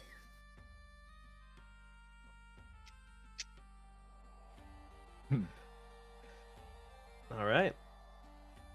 Altair would have just sort of relaxed, sort of like leaving a gap between himself and Fern for Viola to sit back down and sort of just fully submerged, like up to his shoulders and chest, and he'll just hang out and relax with you guys. If you have any questions for him or anything like that, or else we will move on. Yeah. He'll, like, while they were gone, he'll just be talking to him about, like, so Viola's new friend, do you know anything about giant culture? I'm afraid that my travels in the graying wildlands are not too great, so I am not the most knowledgeable about my giant friends, but I am always willing to learn. Ah, yes. Well, you see, for us giants, pretty common in graying. But and then he'll just start ranting off a bunch of giant shit. He'll like genuinely sit there and like nod his head and listen.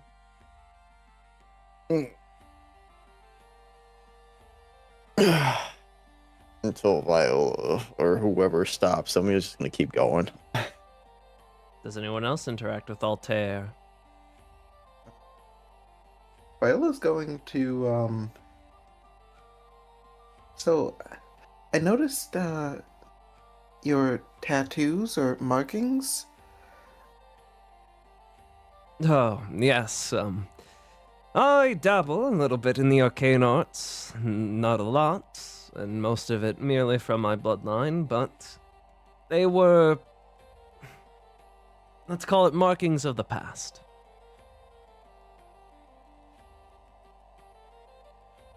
Oh, well, I think they look nice. And yeah, I do a little magic, myself, mainly for my performance, but, you know, yeah, magic. I would love to see that. I'm sure your magic is as refined and beautiful as you are. She fights the urge to just, like, dunk her face under the water, like, she's about to, and it's just like, I already did my makeup. Darren is just, like, sort of, like, in the background, just like, taunting Viola, just like,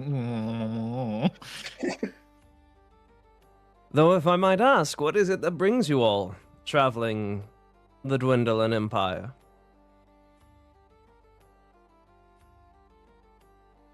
Oh, yeah, we're looking for, Fern's mentor.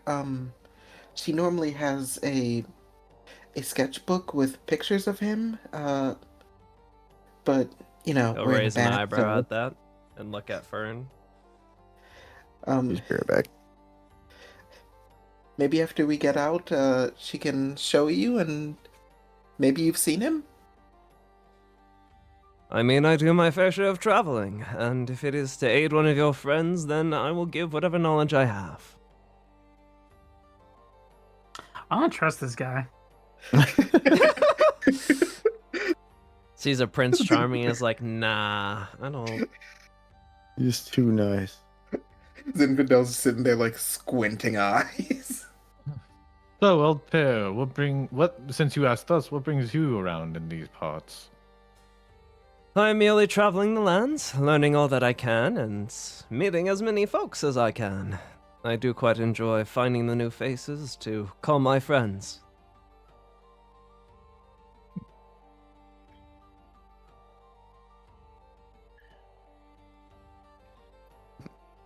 Can I insight? get I'm gonna insight.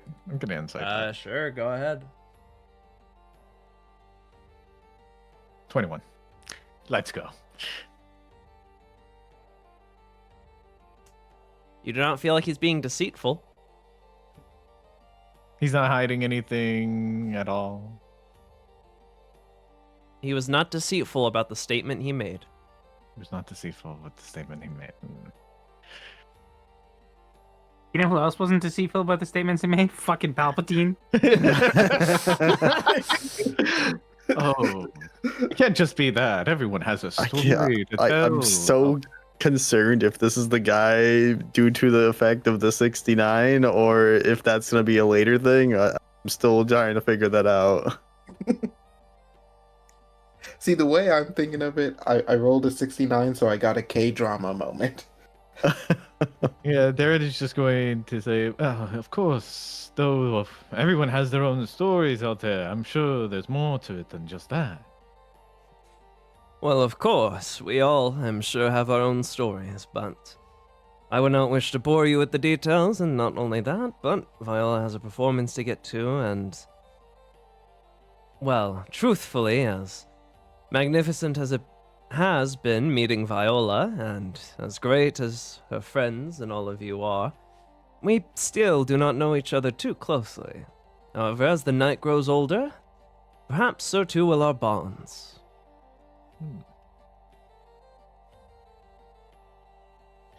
My goodness, you're right. That's the performance. And Viola's going to jump up and go back to the changing room to get ready for the performance. All right. Are you all calling your hot springs visit there? Yeah. I believe so. Sure. Yeah, you can still stay if you want. Oh no. He's still trying to suss him you're out. giving him the fucking what is it? The Ouija test there. No, Sorry. the one guy from Dexter. You're giving him Oh, that. yeah. You all will sort of get up and get back changed, and as you walk out, it'll be like a couple. Do you wait for Altair or do you just go? I just go. Viola's probably going to just go because she feels like she may be late. All right then. You all will get your clothes together and leave the hot springs, where you will eventually make your way back to the tavern. And Viola, you will sort of. There's a little stage where you've seen other bards perform that you will sort of be able to get up and prepare on. And a couple of minutes later, as you all arrive back at the tavern, Altair would walk in, but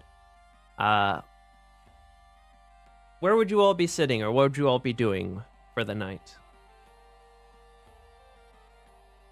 It's a good question.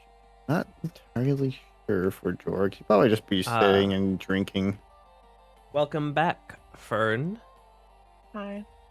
What you missed is that everyone pretty much finished up their talk at the hot springs, and Altair asked why you guys were here, and Viola mentioned you're looking for your master, and that after the hot springs, maybe you can question him about if he's seen him or not.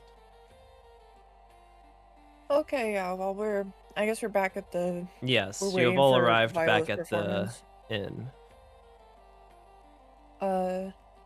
Altair did like only arrive at the inn like a couple of minutes after you guys did, and while he saw, I imagine your group probably like sitting at the bar together, perhaps, as you usually do, he would not interject himself, and he'd be like sitting at a table closer to the stage, not to like intrude upon your group too much, if you want to seek him out.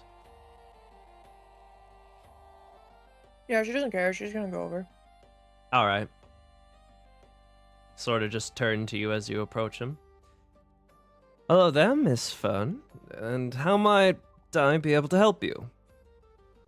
She'll sit down just in case the performance starts so she doesn't block anyone, and kind of pull out her journal and flip to one of the better pictures she has of him.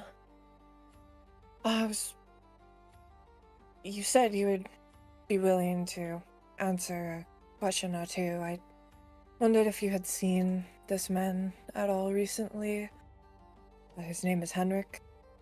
As you show the picture, you see his eyes will widen a little bit, and as you say the name, his eyes will widen a little bit more, and he will sort of run a hand through his hair and he'll say, "Well, my, I do believe I have seen your friend. A handful of times as well, I do believe."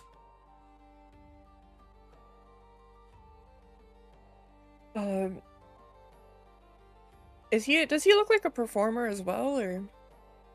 You don't know. He definitely has, like, his regalia is definitely not that of a commoner or a normal individual.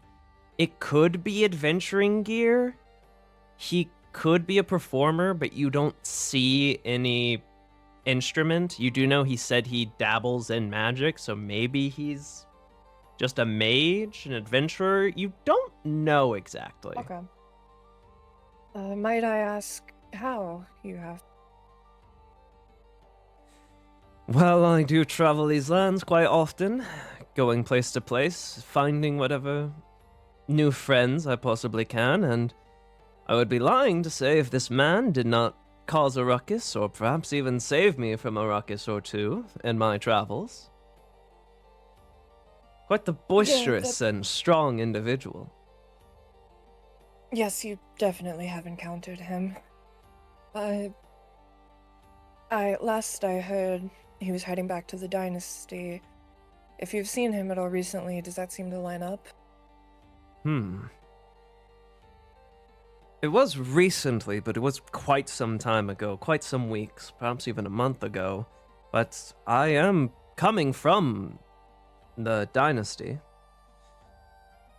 So, naturally, I did pass him by. I believe it was somewhere around...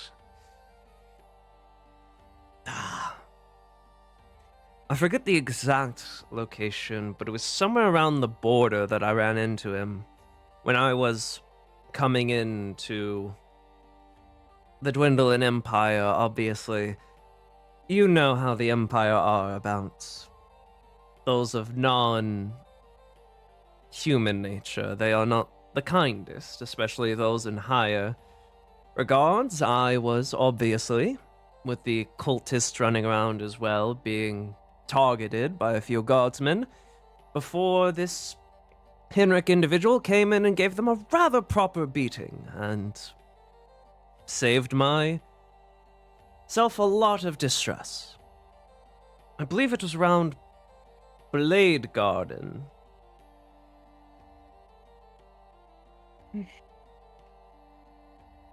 He's already traveled quite far. Well,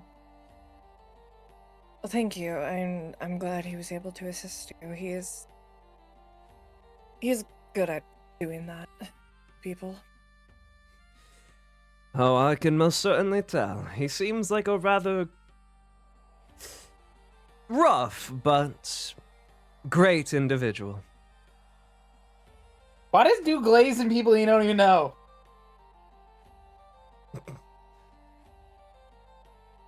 She'll kind of smile at that for the first time around him and nod. He seems to be rather important to you to be going all this way for him. Yes, he's of most importance. Then I wish you the best of luck in finding him. Though I'm certain, from what I've seen of that man, he probably shouldn't be in any trouble that he cannot handle. I hope. Thank you. Of course.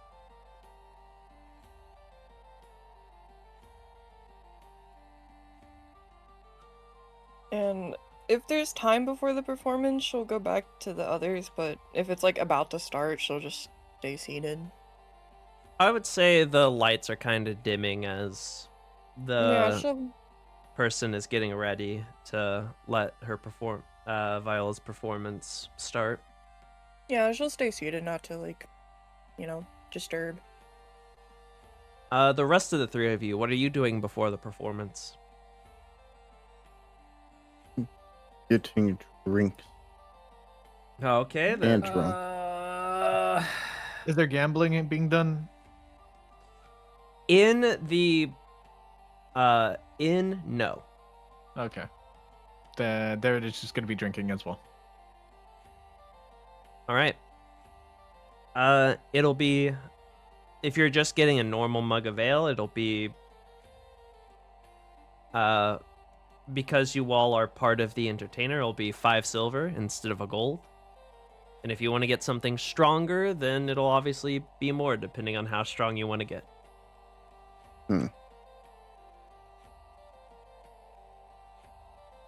All right. They do have a special drink called the Dwarven Die Hard. That is 5 gold. We gotta try that. And it seems to be in a hammer-shaped mug. Careful drinking that, Jorek. I am a large man. I can handle. Okay, I tried to warn you. Are you two getting a Dwarven Die Hard then? I'm not. No? Just Jor? Oh yeah, I'm gonna fucking take that shit. Hell yeah. Alright, 5 gold, and you get this large hammer-shaped like mug, and the handle, instead of being like, the normal curved handle, is just a straight stick, like the handle of the hammer. Okay. Yeah, he's gonna start just drinking that shit. Roll a Constitution save. Oh boy. Constitution save. Oh. Oh no. You get a good hearty gulp down, and you have to put it back down and sort of pause for a moment to catch your breath as it sort of hits you hard. This thing is hitting. strong and thick going down. And you can feel your face begin to flush and your vision begin to sort of blur a little. Didn't think Dwarven Ale would get you this turned up. Well, today is going to be a good day. And he's gonna try to finish the rest. All right, just roll another general Constitution save for how you fare the rest of this drink. Okay. Freaking dies. Nat 1, here I go. Oh, are you kidding me? Dude, what are the odds? You are white girl wasted by the time you're halfway done with this drink. If you want to try and fully finish the drink, you're probably going to pass out by the time you finish the entire drink. Seeing Jorek struggle, I will walk over and drink it, as I'm used to drinking these coming from the Dwarven motherland. I will say roll a Constitution save with advantage, as you do come from a place where... Bunch of 7s. Come on, baby. 23. With a 23, it does kind of remind you of home, but it's more refined in a way that makes it less properly dwarven. Like the taste specifically has been specifically refined to like taste Bro, they similar, LaCroix'd my but fucking it's Coors not... Light. Ain't no way. Yeah, basically. Well, that tastes absolutely like swill compared to the original. Ugh.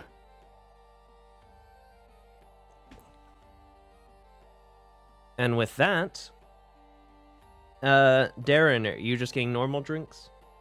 Oh yeah, just normal drinks. 5 silver for just a normal ale. All right. How many are you getting? Because that will determine if you roll a con save or not. I'll say I'll get 2 additional ones from the original one, so that's a total of 3. Yeah, just do a general constitution save with advantage because of poisons. Okay. Let me just do the math on my money. Okay. Con save? Yep. With advantage? Okay. Advantage. Natural 20. You're fucking Oh. cruising. Shit's going down nice and easy. You're getting a buzz, but you're like getting a good buzz, you know? You're not Yeah. drunk, but you feel the sort of high a little bit. And finally, Viola. The time is now. Okay. Oh man. You may go ahead and roll your performance check, So And I want to add- run. whatever you can. Okay. So I want to run something by you because I have enthralling performance. Mm-hmm. It says if a target succeeds on the saving throw, they have no hint that I tried to charm them. So when it wears off, do they They won't know. they know? They won't know. Okay. Yeah, so up to my charisma modifier. So that is 5. Okay. So yeah, I'm going to be doing enthralling performance.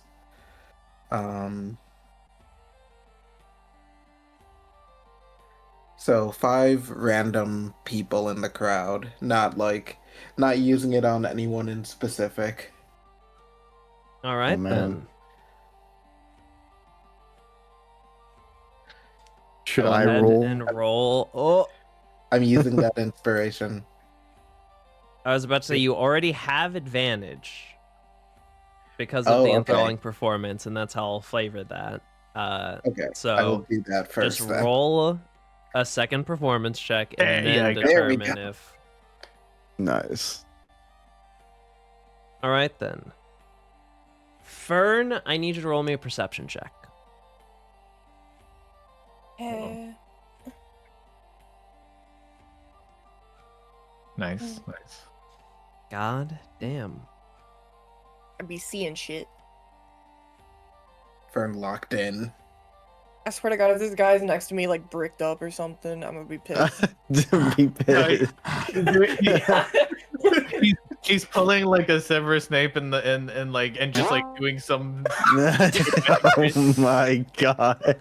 Who did the Sonics bring? That was You will notice as Viola's performing and people are already getting enthralled and sort of watching and cheering. You see he has his chin resting on one of his hands as he sort of or his cheek like resting on one of his hands as he's watching. But you see his other hand's under the table and you'll sort of take a glance and you see What? he'll sort of twist his hand and wave his fingers as you see some magic sparks will Oh no! form in his hands. He's coming! And as the magic forms, you can see that there's already sort of like some magic sparks because of the like sparkles around Viola because of her enthralling performance. But you see he sort of waves his hand and like streams of like what looks like streams of starlight sort of weave through the crowd and sort of amaze them even more. And you can see that Viola's form and figure sort of glows a bit more vibrantly. Okay, He when seems to be Fern using looks, magic to assist the when Fern looks performance. over and sees him like that with his hand under the table moving it, at first she looks at him like Geto looked at Yuki in that before she like realizes what's going on, and she quickly kind of like clears her throat and is like, "Ah, yes, of course." Nothing sexual. Nothing sexual. Roll a stealth check for me.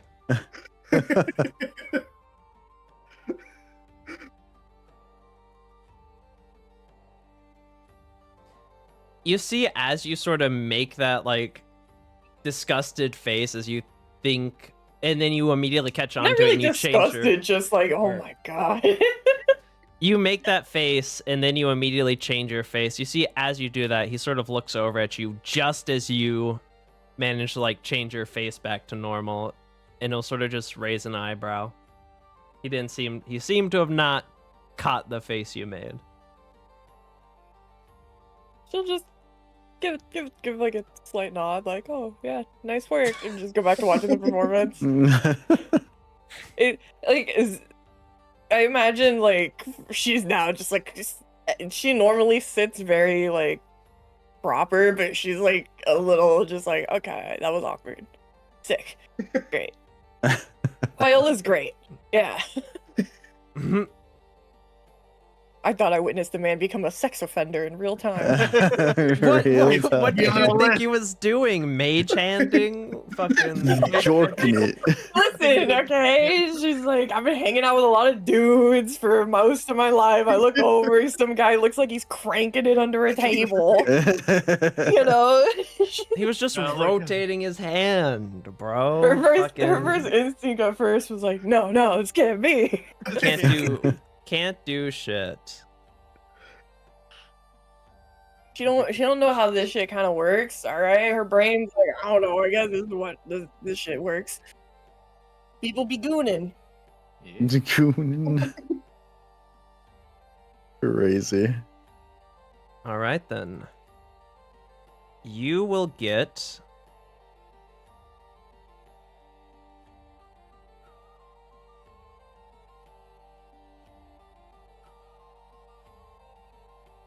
$100.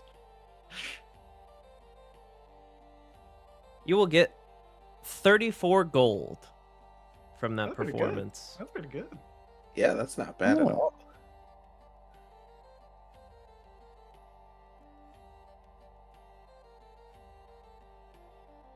All right then. But eventually the performance will end. A bunch of people will cheer and clap. You will sort of pick up the gold that has been put into like a bag that was at the stage. What do you do after the performance, Viola? She's going to go back to the group. It's kind of like wipe some sweat from her forehead. Whew, I think that was probably my best performance yet. It was very good. I am so proud of you, Viola friend. You did pretty good. Well, thank you. And Jorik, I was not kidding about wanting to see your moves one day.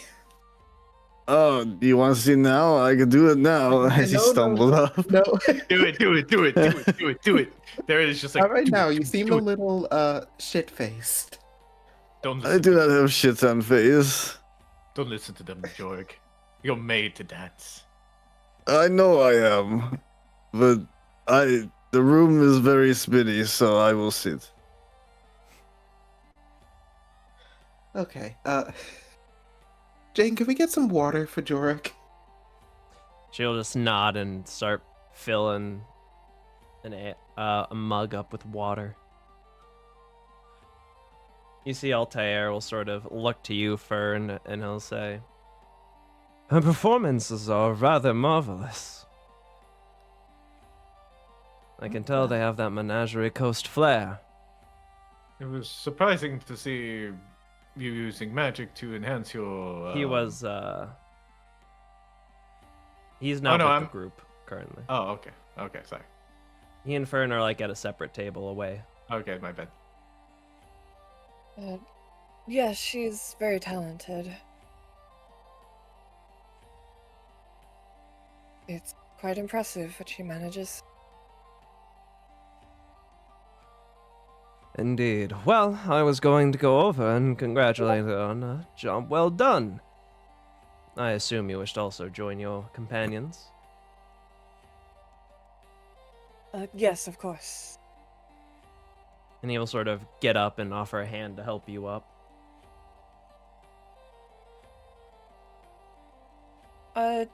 She'll just get up herself. She doesn't, not like in a rude way, just like, she doesn't even seem to process that's what he's offering her.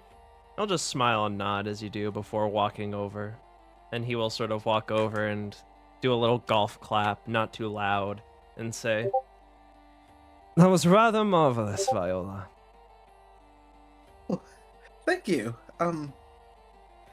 Yeah, I wanted to try out a few new things, and yeah, I'm glad it turned out okay. This guy seems like Hugh Hefner's It fucking turned scout. Why are you so against this man? It turned out brilliant. You were absolutely radiant that entire performance. Oh my god. Thank you.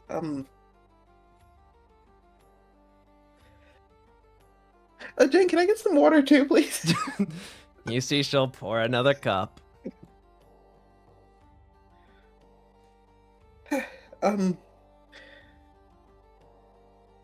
Oh, I saw that you guys were talking about the journal. Were you able to help with any tips on Fern's mentor?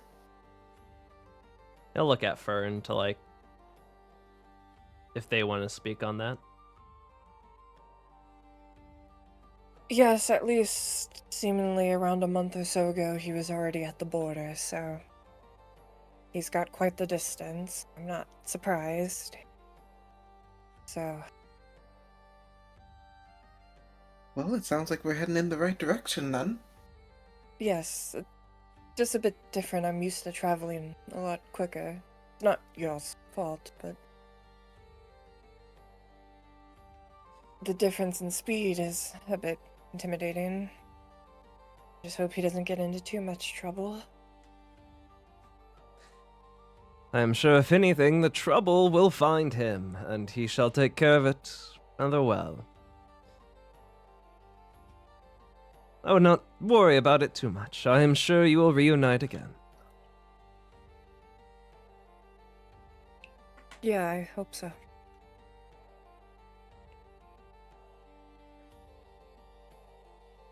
In any case, how long do you all plan to stay here in Juvenload? I think maybe just one more day. What do you guys think? Or are you just thinking of leaving tomorrow? I'm fine either way. I'm like the adrenaline is still there. Truthfully, I assumed we would leave in the morning. I will sleep until winter's over. Okay, we will leave when winter's over. Winter's already over. Okay, we will leave in the morning then.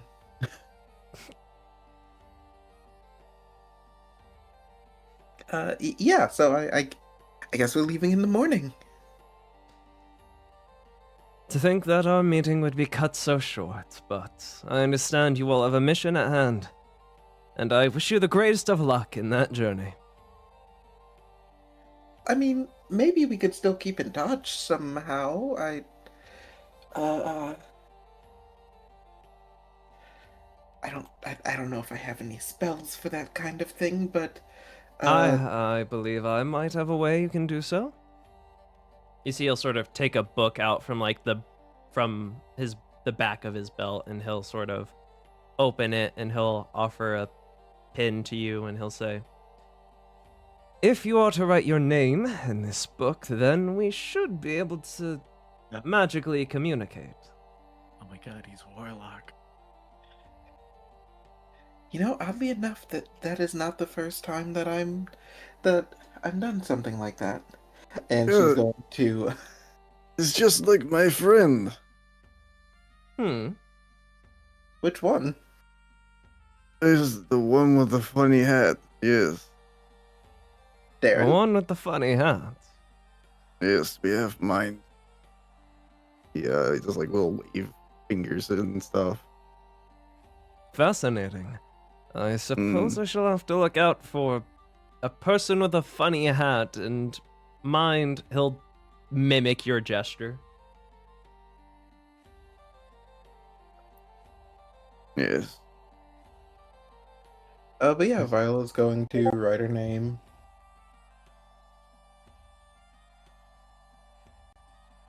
Viola got All right. a boyfriend.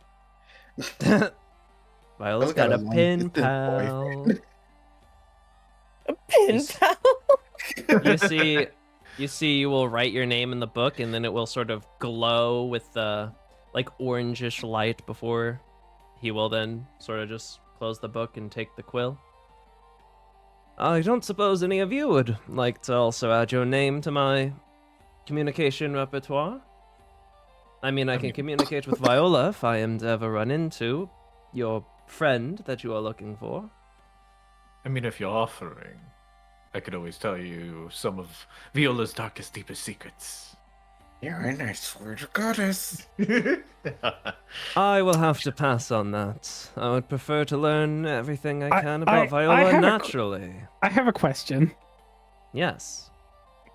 Tieflings fiendish in nature, fine, but this dude is literally taking names, like true names, down in a fucking book. That doesn't sit right with Zinfandel. That seems like some fucking Mhm.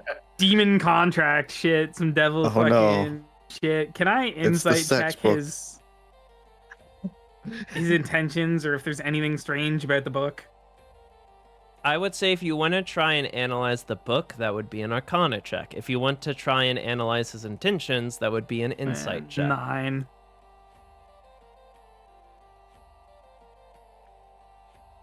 Vern's also a bit sussed out by this guy. With a 9 Arcana check, the book's definitely magical, but you can't quite. It could just be like a sending book. It could just be an illusionary script book, or it could be demonic contract book. You unfortunately can't no. really tell the specifics. I'm not writing my name in a demonic contract book. I'm good. Fern, with a 21 insight, can I ask, do you want to know what his intentions seem to be with gathering these names, or what specifically are you trying to insight? I would say yeah, that question's pretty solid. The intention of gathering the names. Yeah. With a 21 insight,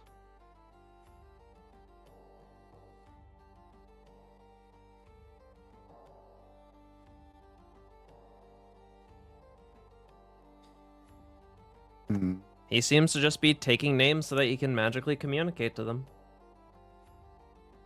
Yeah, Fern's not giving him anything. Yeah. All right, then with that, he will sort of close his book and he will sort of look out the window at the dark night sky.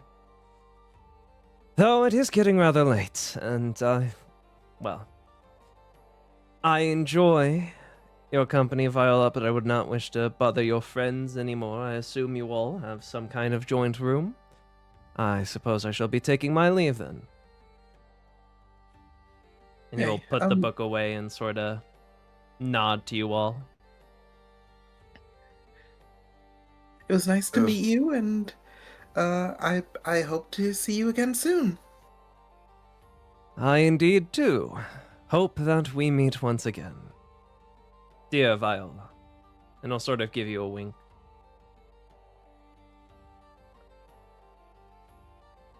Good meet you, new friend. Bye. He will smile and wave at you all as he will leave the tavern.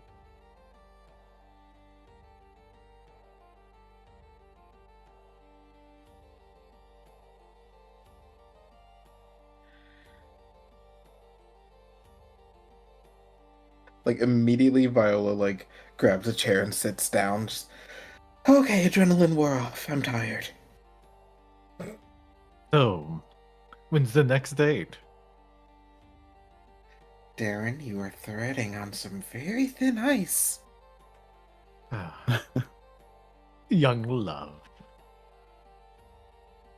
Well, I think that might be some sort of Nine Hells demon or fiend. Be very careful with their interactions.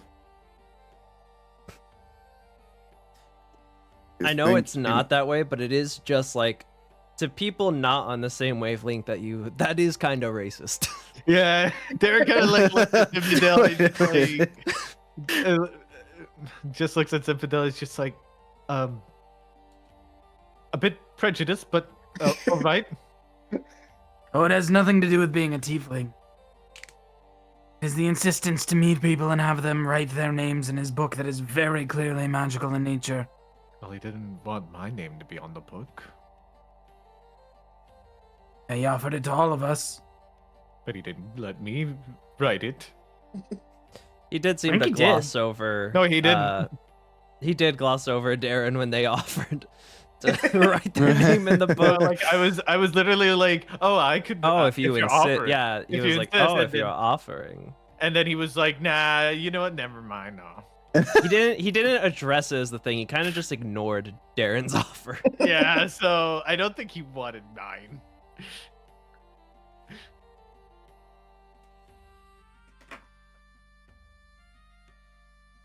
Well, next time we see them and they try to steal the souls of 1,000 people, we'll deal with it then.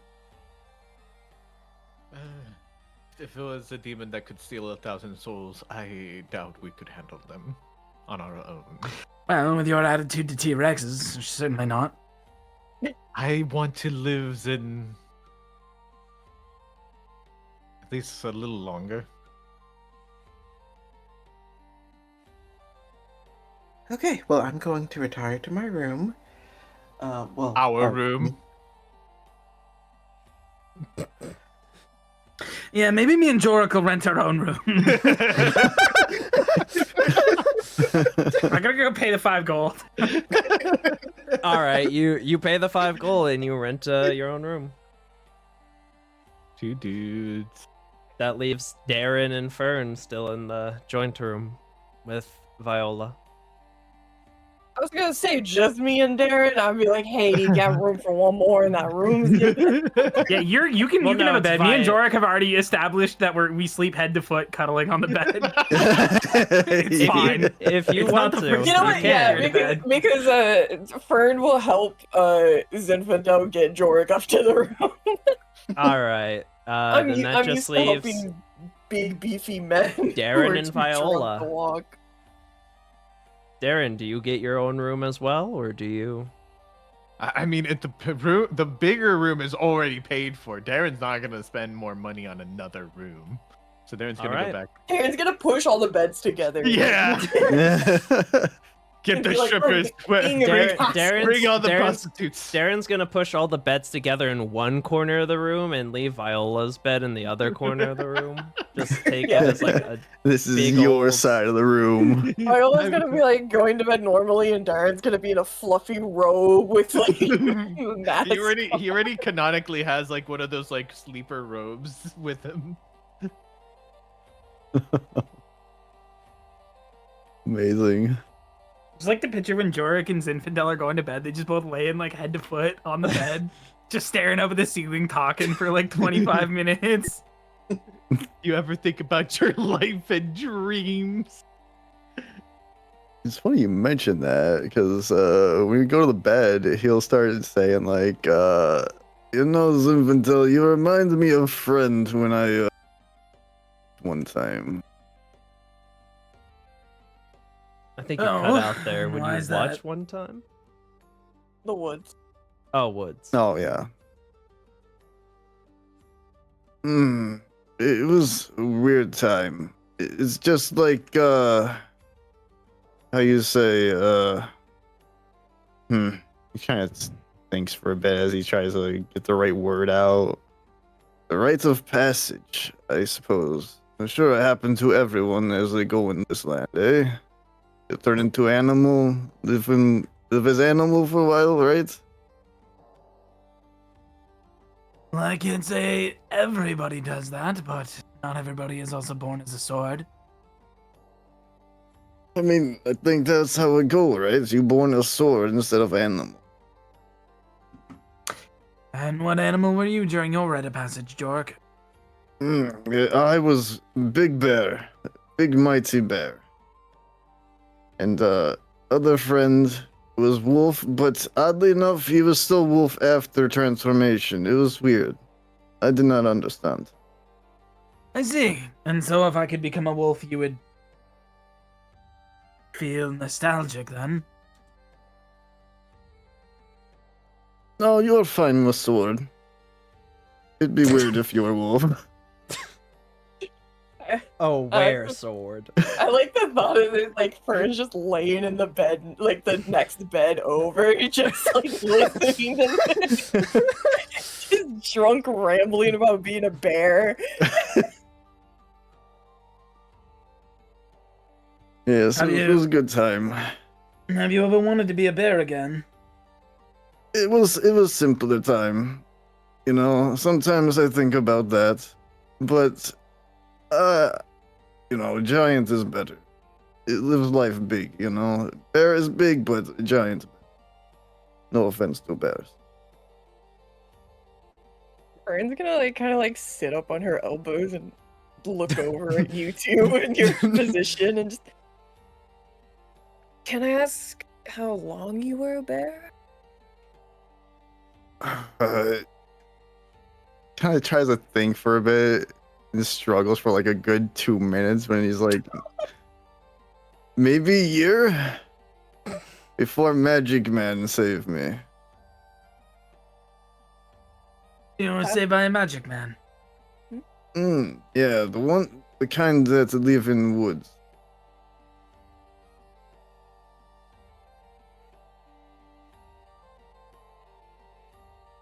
Not like the one in Tower or in City with all their books.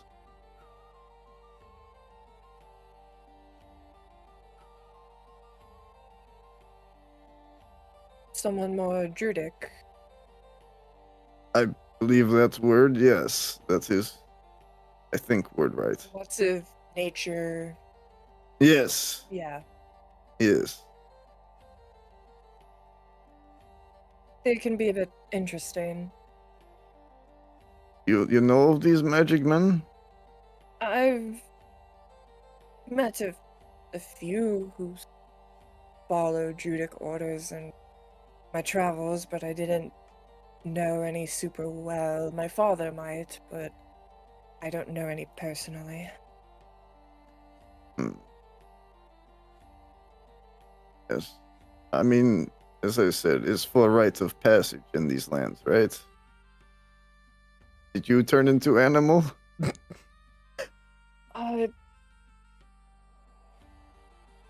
No, I've never really turned into anything. I've always just kind of been here. Oh, and then he just looks a bit confused. You know of others that take this rites of passage? Not similar to myself. I'm a bit. I mean, I'm sure somewhere out there, yes, but I guess I'm a bit one of a kind in a way, as pretentious as I feel that makes me sound. Well, nod. Yes. Almost as You- weird as Dream. You tend to use rage when you fight. Right, Jorik? Oh, yes. Strongest emotion. You ever let it get the better than you? Kill No, people that- you didn't intend to? Not necessarily. I mean, sometimes strength get better of you than you let the rage take you, then yes. But I personally know. Lots of giants had that kind of situation. Especially fire giants. They're assholes. And what about you, Fern? You fought in the war?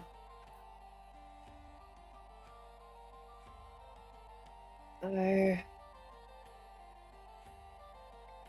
didn't get to fight much. But I've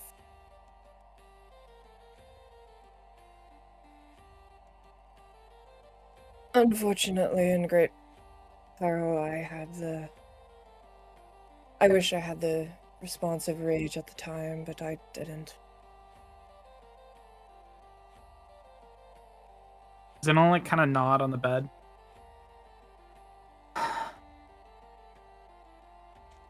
When I lost my wife, we were delivering aid to a village. A contingent sent to retake the Ashgard garrison ran into Kryn patrol, started a skirmish, and my wife was killed in the conflict. I lost control and my magic swelled, and most of that village and all of the soldiers on both sides were incinerated by my flames.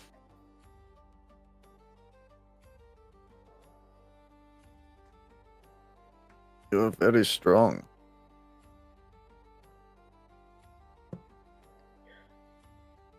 Vern kind of looks sort of tense, but not necessarily because of like you, but more of as if it's making her think of things.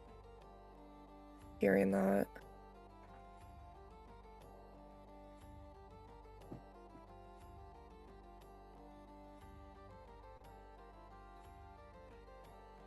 I'm sorry that happened to you. I think this is in the other room, so Oh. it's just the three of them. Viola's just got the ear pressed up against the wall. Fucking The gossip. taps on the wall. I'm so sorry, Zinfandel. I'll allow it. At that, she'll kind of look over to him and... Can I ask you, I guess, a personal question? Yes, feel free.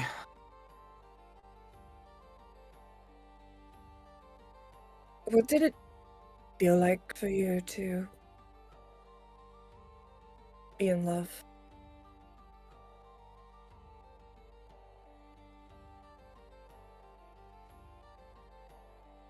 Well, before that, I'd spent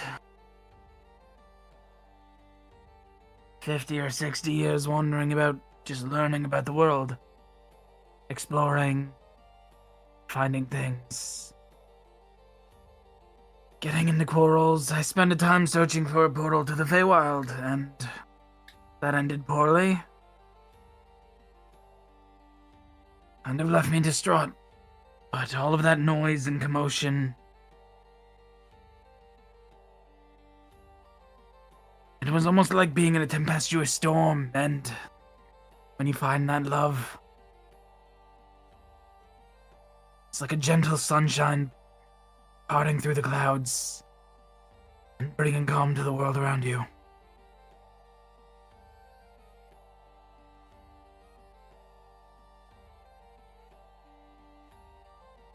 I'm truly thankful that that was the experience you had with it, and if that's how you felt, I understand you having the reaction that you did.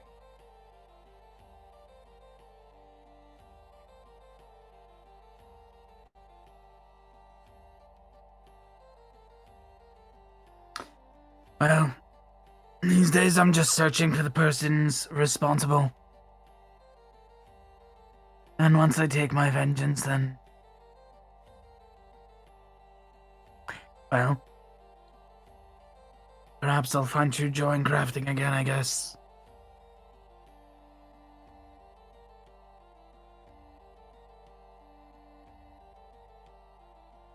I understand that. It's hard to move past such a concept.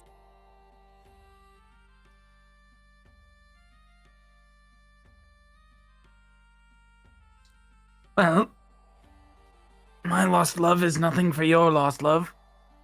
Unless yours is still alive. I wouldn't call it that.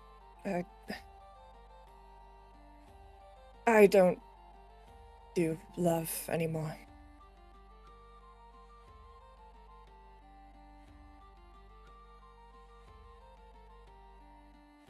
Well, how about you, Jordik?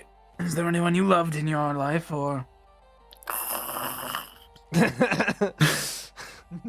He's fucking conked the fuck out.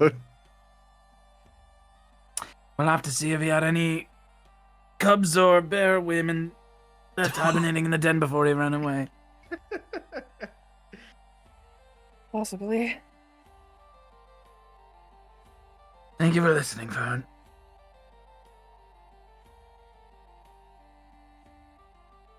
Of course. And she'll kind of just roll over. All right then. Darren is going to talk to Viola. You are the only two in the room, so go ahead. Darren is going to look at Viola and say, "So, why are you so optimistic about, the end of this journey?"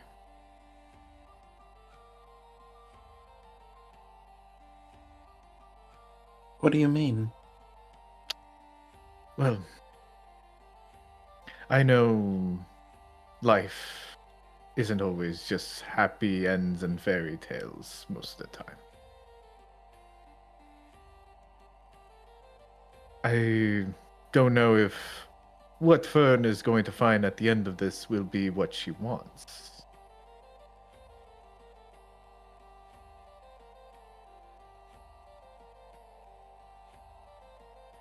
Well,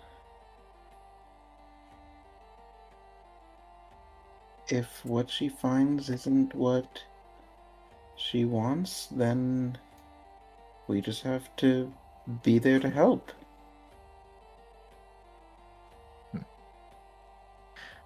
You're a good person, Viola.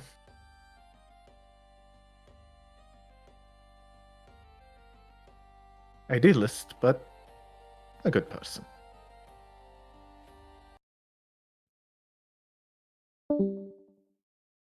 Oh.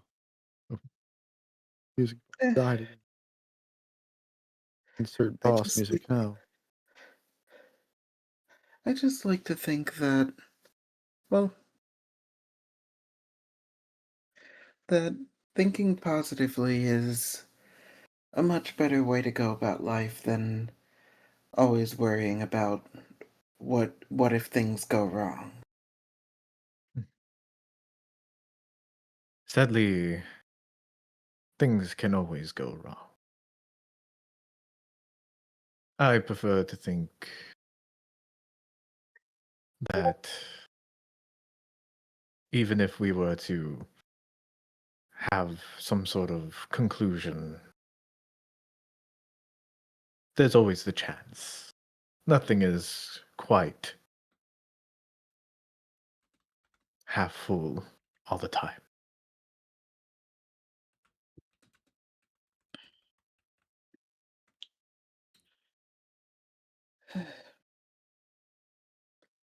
Yeah, but if you just spend your life worrying about the negatives, you're not gonna get anything done. That's true. Why bother when you can just keep running? Try and find something better. Yep, I mean, if you went into every gambling den assuming you're gonna lose, you're gonna stop gambling. Which would probably be good for you, but, you know.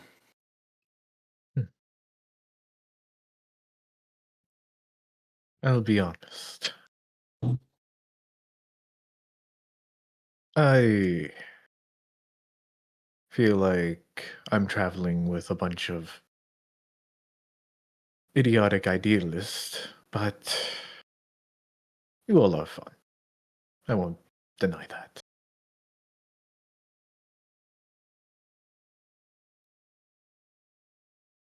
you kind of suck at this whole opening up thing and not making it feel like Mhm. you're talking down, but you're trying. I'll give you a C for effort.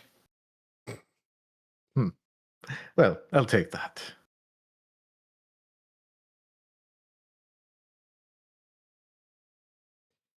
Oh, And also, go ahead. before I go to bed, and she's going to turn to him. If you threaten to tell any secrets to anyone I may be interested in, I will end you. So you are interested in him? I will end you. Oh, please tell me all the gossip, please. Good night, Darren. Oh, come on. Okay. And Darren is gonna go to sleep. All right, then. As you all head to sleep, having arrived at Druvenlode and supposedly not found anything to immediately catch your eye, the plan now is to circle sort of back around near Rexentrum, rejoin the main road, and begin your journey properly to the east. However, before then, I need Viola. As you go to sleep, roll a wisdom save for me. At Oh, disadvantage. Oh no! Oh no! oh no. Oh boy. Wisdom save. Oh no! You know Six, what? You know six. what? I'm gonna use my inspiration. Are you sure? Are you sure? You don't even know what this is yet. Don't listen to that fucking honey devil's lies. Yeah, You doesn't the don't know. It inspiration could go be away something anyway? good. Yeah, does. it does go away. So go ahead. No, Yeah, it so I doesn't. might as well. That was No, a it joke. That doesn't. was an actual That joke. was- that was the joke. You guys have your inspirations. They don't Okay, expire. okay, good. Okay, good. So you can save it. Come on. You know what? What's the worst that could happen? Yeah. You know what? Nah, Damn. I'm gonna use it. I'm gonna use it. Okay. Okay, Six, six, six. roll flat. Watch it be. It's another 6. Oh, okay, 10. If That it was is another still six, a failure.